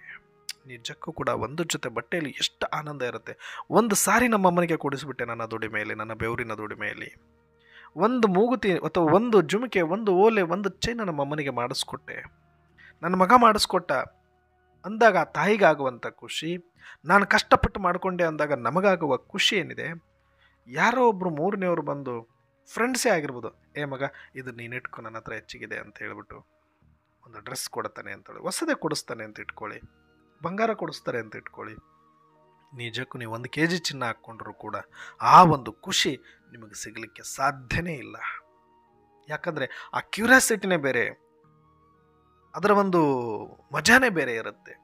ಆ ಮಜವನ್ನು ನಾವು ಯಾರದೋ ಬಟ್ಟೆ ಯಾರೋ ಫ್ರೀಯಾಗಿ ಕೊಟ್ಟಾಗ ಅದು ನಮಗೆ ಸಿಗೋದಿಲ್ಲ. ಹೇಗೋ ಹಾಗೆ ಬ್ರಹ್ಮ ಬಾಬಾ ಇವರು ಬಂದು ಅಥವಾ ಬ್ರಹ್ಮಕುಮಾರಿ ಸಂಸ್ಥೆಯವರು ಬಂದು ಇಲ್ಲಿ ತನಕ ಯಾವುದಕ್ಕಾಗಿ ಕಾಯ್ತಾ ಇದ್ರು, ಆ ಸತ್ಯಗಳು ರಿವೀಲ್ ಆಗಲಿಕ್ಕೆ ಅದಕ್ಕೆ ಸಾವಿರಾರು ವರ್ಷಗಳಿಂದ ಅನೇಕ ಸನ್ಯಾಸಿಗಳು, ಸಂತರು, ವಿಜ್ಞಾನಿಗಳು ಆ ರಿವೀಲ್ ಆಗಲಿಕ್ಕೆ ಮಾಡಲಿಕ್ಕೆ ಕ್ಯೂರಿಯಾಸಿಟಿಯಿಂದ ಒಂದು ಕಡೆಯಿಂದ ಹುಡುಕ್ತಾನೆ ಇದ್ದಾರೆ. ವಿಜ್ಞಾನಿಗಳು ಸಂಶೋಧನೆ ಮಾಡ್ತಾನೆ ಇದ್ದಾರೆ ಈ ಸೃಷ್ಟಿಯ ಸತ್ಯವನ್ನು ಅರ್ಥ ಮಾಡ್ಕೊಳ್ಳೋದಕ್ಕೆ, ಪರಮಾತ್ಮನನ್ನು ಅರ್ಥ ಮಾಡ್ಕೊಳ್ಳೋದಕ್ಕೆ. ಅನೇಕ ಸಾಧಕರು ಆ ಕಡೆಯಿಂದ ಉತ್ಕಟ ಇಚ್ಛೆಯಲ್ಲಿ ಅವರು ತಯಾರಾಗಿ ಹುಡುಕ್ತಾ ಇದ್ದಾರೆ. ಅಂಥ ಸಮಯದಲ್ಲಿ ನಾವು ಫ್ರೀಯಾಗಿ ಬಂದು ಪಾಂಪ್ಲೆಂಟು ₹3 ಪ್ರಿಂಟ್ ಹೊಡಿಸಿ ನಾವು ಹಂಚ್ತಾ ಹೋಗ್ತೀವಿ ಚಾಕ್ಲೇಟ್ ಥರ ಅಂತಂದರೆ, ಕಡಲೆಕಾಯಿ ತಿಂದು ಬಿಸಾಕೋ ಪೇಪರ್ ಥರ ಅವರು ಅದನ್ನು ನೋಡ್ತಾರೆ ಹೊರತಾಗಿ ಅವರು ಅಷ್ಟು ಈಸಿಯಾಗಿ ಆ ಸತ್ಯಗಳನ್ನು ತಿಳ್ಕೊಳ್ಳೋದಕ್ಕೆ ನಿಜಕ್ಕೂ ಇಷ್ಟ ಇಲ್ಲ. ಇದು ವಾಸ್ತವ. ಅದಕ್ಕೆ ಅವ್ರು ಯಾರು ಕೂಡ ಈ ಕಡೆ ತಿರುಗು ನೋಡಲ್ಲ. ನೀವು ಬೇಕಾದಷ್ಟು ಡಂಗೂರ ಹೊಡೆದ್ರೂ ಕೂಡ ಬರಲ್ಲ. ಈ ಸತ್ಯ ನಮಗೆ ಗೊತ್ತಿರಬೇಕು. ಅದಕ್ಕೆ ನಾವು ಅವ್ರನ್ನ ಕೀಳಾಗಿ ಕಾಣೋದಲ್ಲ, ಅವ್ರನ್ನ ಗೌರವಿಸಬೇಕು. ನಮ್ಮ ಪಾತ್ರ ಬಂದಿದೆ, ನಾವೀಗ ಬ್ರಾಹ್ಮಣ ಧರ್ಮದಲ್ಲಿದ್ದೀವಿ, ನಾವು ಧಾರಣೆ ಇಟ್ಕೊಂಡಿದ್ದೀವಿ. ನಾವು ಇರುವ ಸತ್ಯಗಳಿಗೆ ಅಥವಾ ನಮ್ಮ ಇರುವ ಭಾವನೆಗಳಿಗೆ, ಕ್ಯೂರಿಯಾಸಿಟಿಗಳಿಗೆ ಫುಲ್ ಸ್ಟಾಪ್ ಹಾಕಿ ಭಗವಂತ ಹೇಳಿರುವಂಥ ಸತ್ಯವನ್ನು ಒಪ್ಪಿಕೊಂಡು ಈಗ ನಾವು ಬ್ರಹ್ಮಬಾಬರಂತೆ ನಮ್ಮ ಸ್ವರೂಪದಲ್ಲಿ ಬರುವಂಥ ಜವಾಬ್ದಾರಿಯನ್ನು ನಿಭಾಯಿಸ್ತಿದ್ದೀವಿ. ಅಷ್ಟೇ ಬಿಟ್ಟರೆ ಜಗತ್ತಿಗೆ ಭಗವಂತನ ಬಗ್ಗೆ ನಂಬಿಕೆ ಇಲ್ಲ, ಅಥವಾ ನಾವು ಮಾತ್ರ ಗ್ರೇಟ್ ಕೇಳಿಸ್ಕೊಂಡ್ಬಿಟ್ಟಿವಿ ಅವ್ರು ಕೇಳಿಸ್ಕೊಂಡಿಲ್ಲ ಅಂತಲ್ಲ, ವಾಸ್ತವ ಇದು. ಹಾಗಾಗಿ ಈ ಸತ್ಯವನ್ನು ಅರ್ಥ ಮಾಡಿಕೊಳ್ಳೋಣ. ವಾರೇ ವಾ ಡ್ರಾಮಾ, ವಾಹ್ ಎಷ್ಟು ಸೀಕ್ರೆಟ್ ಆಗಿದೆ ಈ ಡ್ರಾಮಾ, ಎಷ್ಟು ವಂಡರ್ಫುಲ್ ಆಗಿ ರಚನೆ ಆಗಿದೆ ಈ ಡ್ರಾಮಾ, ಎಷ್ಟು ಗುಪ್ತವಾಗಿ ಬಂದ ಪರಮಾತ್ಮ. ಅಂಥ ಜಗತ್ತಿನ ಅಷ್ಟೆಲ್ಲ ಕ್ಯೂರಿಯಾಸಿಟಿಗೆ ಭಗವಂತ ಹೆಂಗೆ ಬರಬೇಕಾಗಿತ್ತು, ಯಾವ ಥರ ಸಾಕ್ಷಾತ್ಕಾರ ಮಾಡಿಸ್ಬೇಕಾಗಿತ್ತು, ಯಾವ ಸಮಯದಲ್ಲಿ ಇನ್ನೂ ಪೀಕಿಗೆ ಹೋದಾಗ ಬರಬೇಕಾದಂಥ ಪರಮಾತ್ಮ ಒಂದು ಧರ್ಮಾತ್ಮನಾಗಿ ಒಬ್ಬ ಗುಪ್ತ ವೇಷದಲ್ಲಿ ಬಂದು ತನ್ನ ನಿರಹಂಕಾರಿಯತೆಯನ್ನು ತೋರಿಸಿದರೆ, ತನ್ನ ನಿಸ್ವಾರ್ಥತೆಯನ್ನು ತೋರಿಸಿದರೆ, ತನ್ನ ಮುಗ್ಧತೆಯನ್ನು ತೋರಿಸಿದರೆ, ಮತ್ತು ತನ್ನ ಗುಪ್ತವಾಗಿ ಬಂದು ಒಬ್ಬ ರಾಜ ಮಾರುವೇಷದಲ್ಲಿ ಬಂದು ಹೋಗಬೇಕಾದಂಥ ಅನಿವಾರ್ಯ ಪರಿಸ್ಥಿತಿಗೆ ಬಂದಾಗ ಅದಕ್ಕೂ ಹಿಂಜರಿಯದೆ ಯಾವ ಜಗತ್ತಿನವರು ಯಾವ ರೀತಿಯಲ್ಲಿ ಬರಬೇಕು ಭಗವಂತ ಅಂದ್ಕೊಂಡ್ರು ಕೂಡ, ಆದರೆ ಡ್ರಾಮಾ ಅನುಸಾರ ಪರಮಾತ್ಮನು ಕೂಡ ಬಹಳ ಅಷ್ಟೂ ವರ್ಷದ ಒಂದು ಕ್ಯೂರಿಯಾಸಿಟಿಗೆ ತೆರೆ ಎಳೆಯುವಂಥ ಒಂದು ಸಮಯದಲ್ಲೂ ಕೂಡ ಅಡ್ವಾನ್ಸ್ ಆಗಿ ಬಂದರೂ ಗುಪ್ತವಾಗಿ ಇದ್ದುಕೊಂಡು ಹೋಗುವಂಥ ಪರಿಸ್ಥಿತಿ ಪರಮಾತ್ಮನಿಗೆ ಬಂದರೂ ಕೂಡ ಎಲ್ಲೂ ಅವರು ಬೇಜಾರು ಮಾಡಿಕೊಳ್ಳಿಲ್ಲ. ಎಲ್ಲೂ ಅವರು ಇವತ್ತಿಗೂ ಕೂಡ ನಾನಿಷ್ಟೆಲ್ಲ ಜ್ಞಾನ ಹೇಳ್ತಾ ಇದ್ದೀನಿ, ನಾನೇ ಬಂದಿದ್ದೀನಿ, ಒಂದು ಕಡೆ ನನಗೋಸ್ಕರ ಅಷ್ಟು ದೇಗುಲಗಳನ್ನು ಕಟ್ಟಿ ಜಾತ್ರೆ ಉತ್ಸವ ಮಾಡ್ತಿದ್ದಾರೆ, ನಾನೇ ಬಂದು ಹೇಳಿದ್ರು ಕೇಳಿಸ್ಕೊಳ್ಳಿಲ್ವಲ್ಲ ಅಂತ ಎಲ್ಲೂ ಬೇಜಾರು ಒಂದು ಚೂರು ಬಾಬಾರವರಿಗೆ ಆಗಲಿಲ್ಲ. ಯಾಕಂದರೆ ಈ ಎಲ್ಲ ಸತ್ಯ ಯಾರು ನಿಜವಾದ ಪ್ರೀತಿ ಮಾಡಿರ್ತಾರೋ ಅವ್ರಿಗೆ ಗೊತ್ತಿರುತ್ತೆ. ಇಲ್ಲ, ಅವ್ರ ಭಕ್ತಿ, ಅವ್ರ ಭಾವನೆಗಳು ನನಗೆ ಅರ್ಥ ಆಗಿದೆ, ಅವ್ರ ಸಮಯಕ್ಕೆ ಅವರು ಅರ್ಥ ಮಾಡ್ಕೊಳ್ತಾರೆ ಅನ್ನುವ ಸತ್ಯ ಭಗವಂತನಿಗೆ ಗೊತ್ತಿದೆ. ಹಾಗಾಗಿ ಭಗವಂತನಿಗೆ ಬೇಜಾರಾಗಿಲ್ಲ. ನಾವು ಕೂಡ ಬೇಜಾರು ಮಾಡ್ಕೊಳ್ಳೋದು ಬೇಡ, ಯಾರನ್ನೂ ಕೂಡ ಕಡೆಗಣಿಸೋದು ಬೇಡ, ಯಾರಿಗೂ ಅವಮಾನಿಸೋದು ಬೇಡ. ನಾವು ಗುರುತಿಸಿದ್ದೀವಿ ಅಂತ, ನಾವು ಗ್ರೇಟು ಅಂತ ನಂಬೆಯನ್ನು ನಾವು ತಟ್ಕೊಳ್ಳೋದು ಬೇಡ. ನಮ್ಮ ಪಾತ್ರಕ್ಕನುಸಾರವಾಗಿ ನಾವು ಮಾಡಿದ್ದೀವಿ, ನಮಗೀಗ ಸತ್ಯ ತಿಳಿದಿದೆ, ಅವ್ರಿಗೂ ಮುಂದೆ ತಿಳಿಯುತ್ತೆ. ಈ ಸತ್ಯವನ್ನು ಅರ್ಥ ಮಾಡಿಕೊಂಡು ಸಾಕ್ಷಿಯಾಗಿ ನಾವೆಲ್ಲರೂ ಅತಿಯಾದ ಭಾವನೆಗಳಲ್ಲಿ ಬಂದು ಇನ್ಯಾರೋ ಭಾವನೆಗೆ ಧಕ್ಕೆ ಮಾಡಿ ದೊಡ್ಡವರಾಗೋದಕ್ಕಿಂತ ಈ ಸತ್ಯ ಅರ್ಥ ಮಾಡಿಕೊಂಡು ಸಾಕ್ಷಿಯಾಗಿ ನಮ್ಮ ಸ್ವರೂಪದಲ್ಲಿ ಬರುವ ಅಭ್ಯಾಸವನ್ನು ಬ್ರಹ್ಮ ಮಮ್ಮ ದಾದಿಯರನ್ನು ನೋಡಿ ನಾವು ಕಲ್ತ್ಕೊಳ್ಳೋಣ.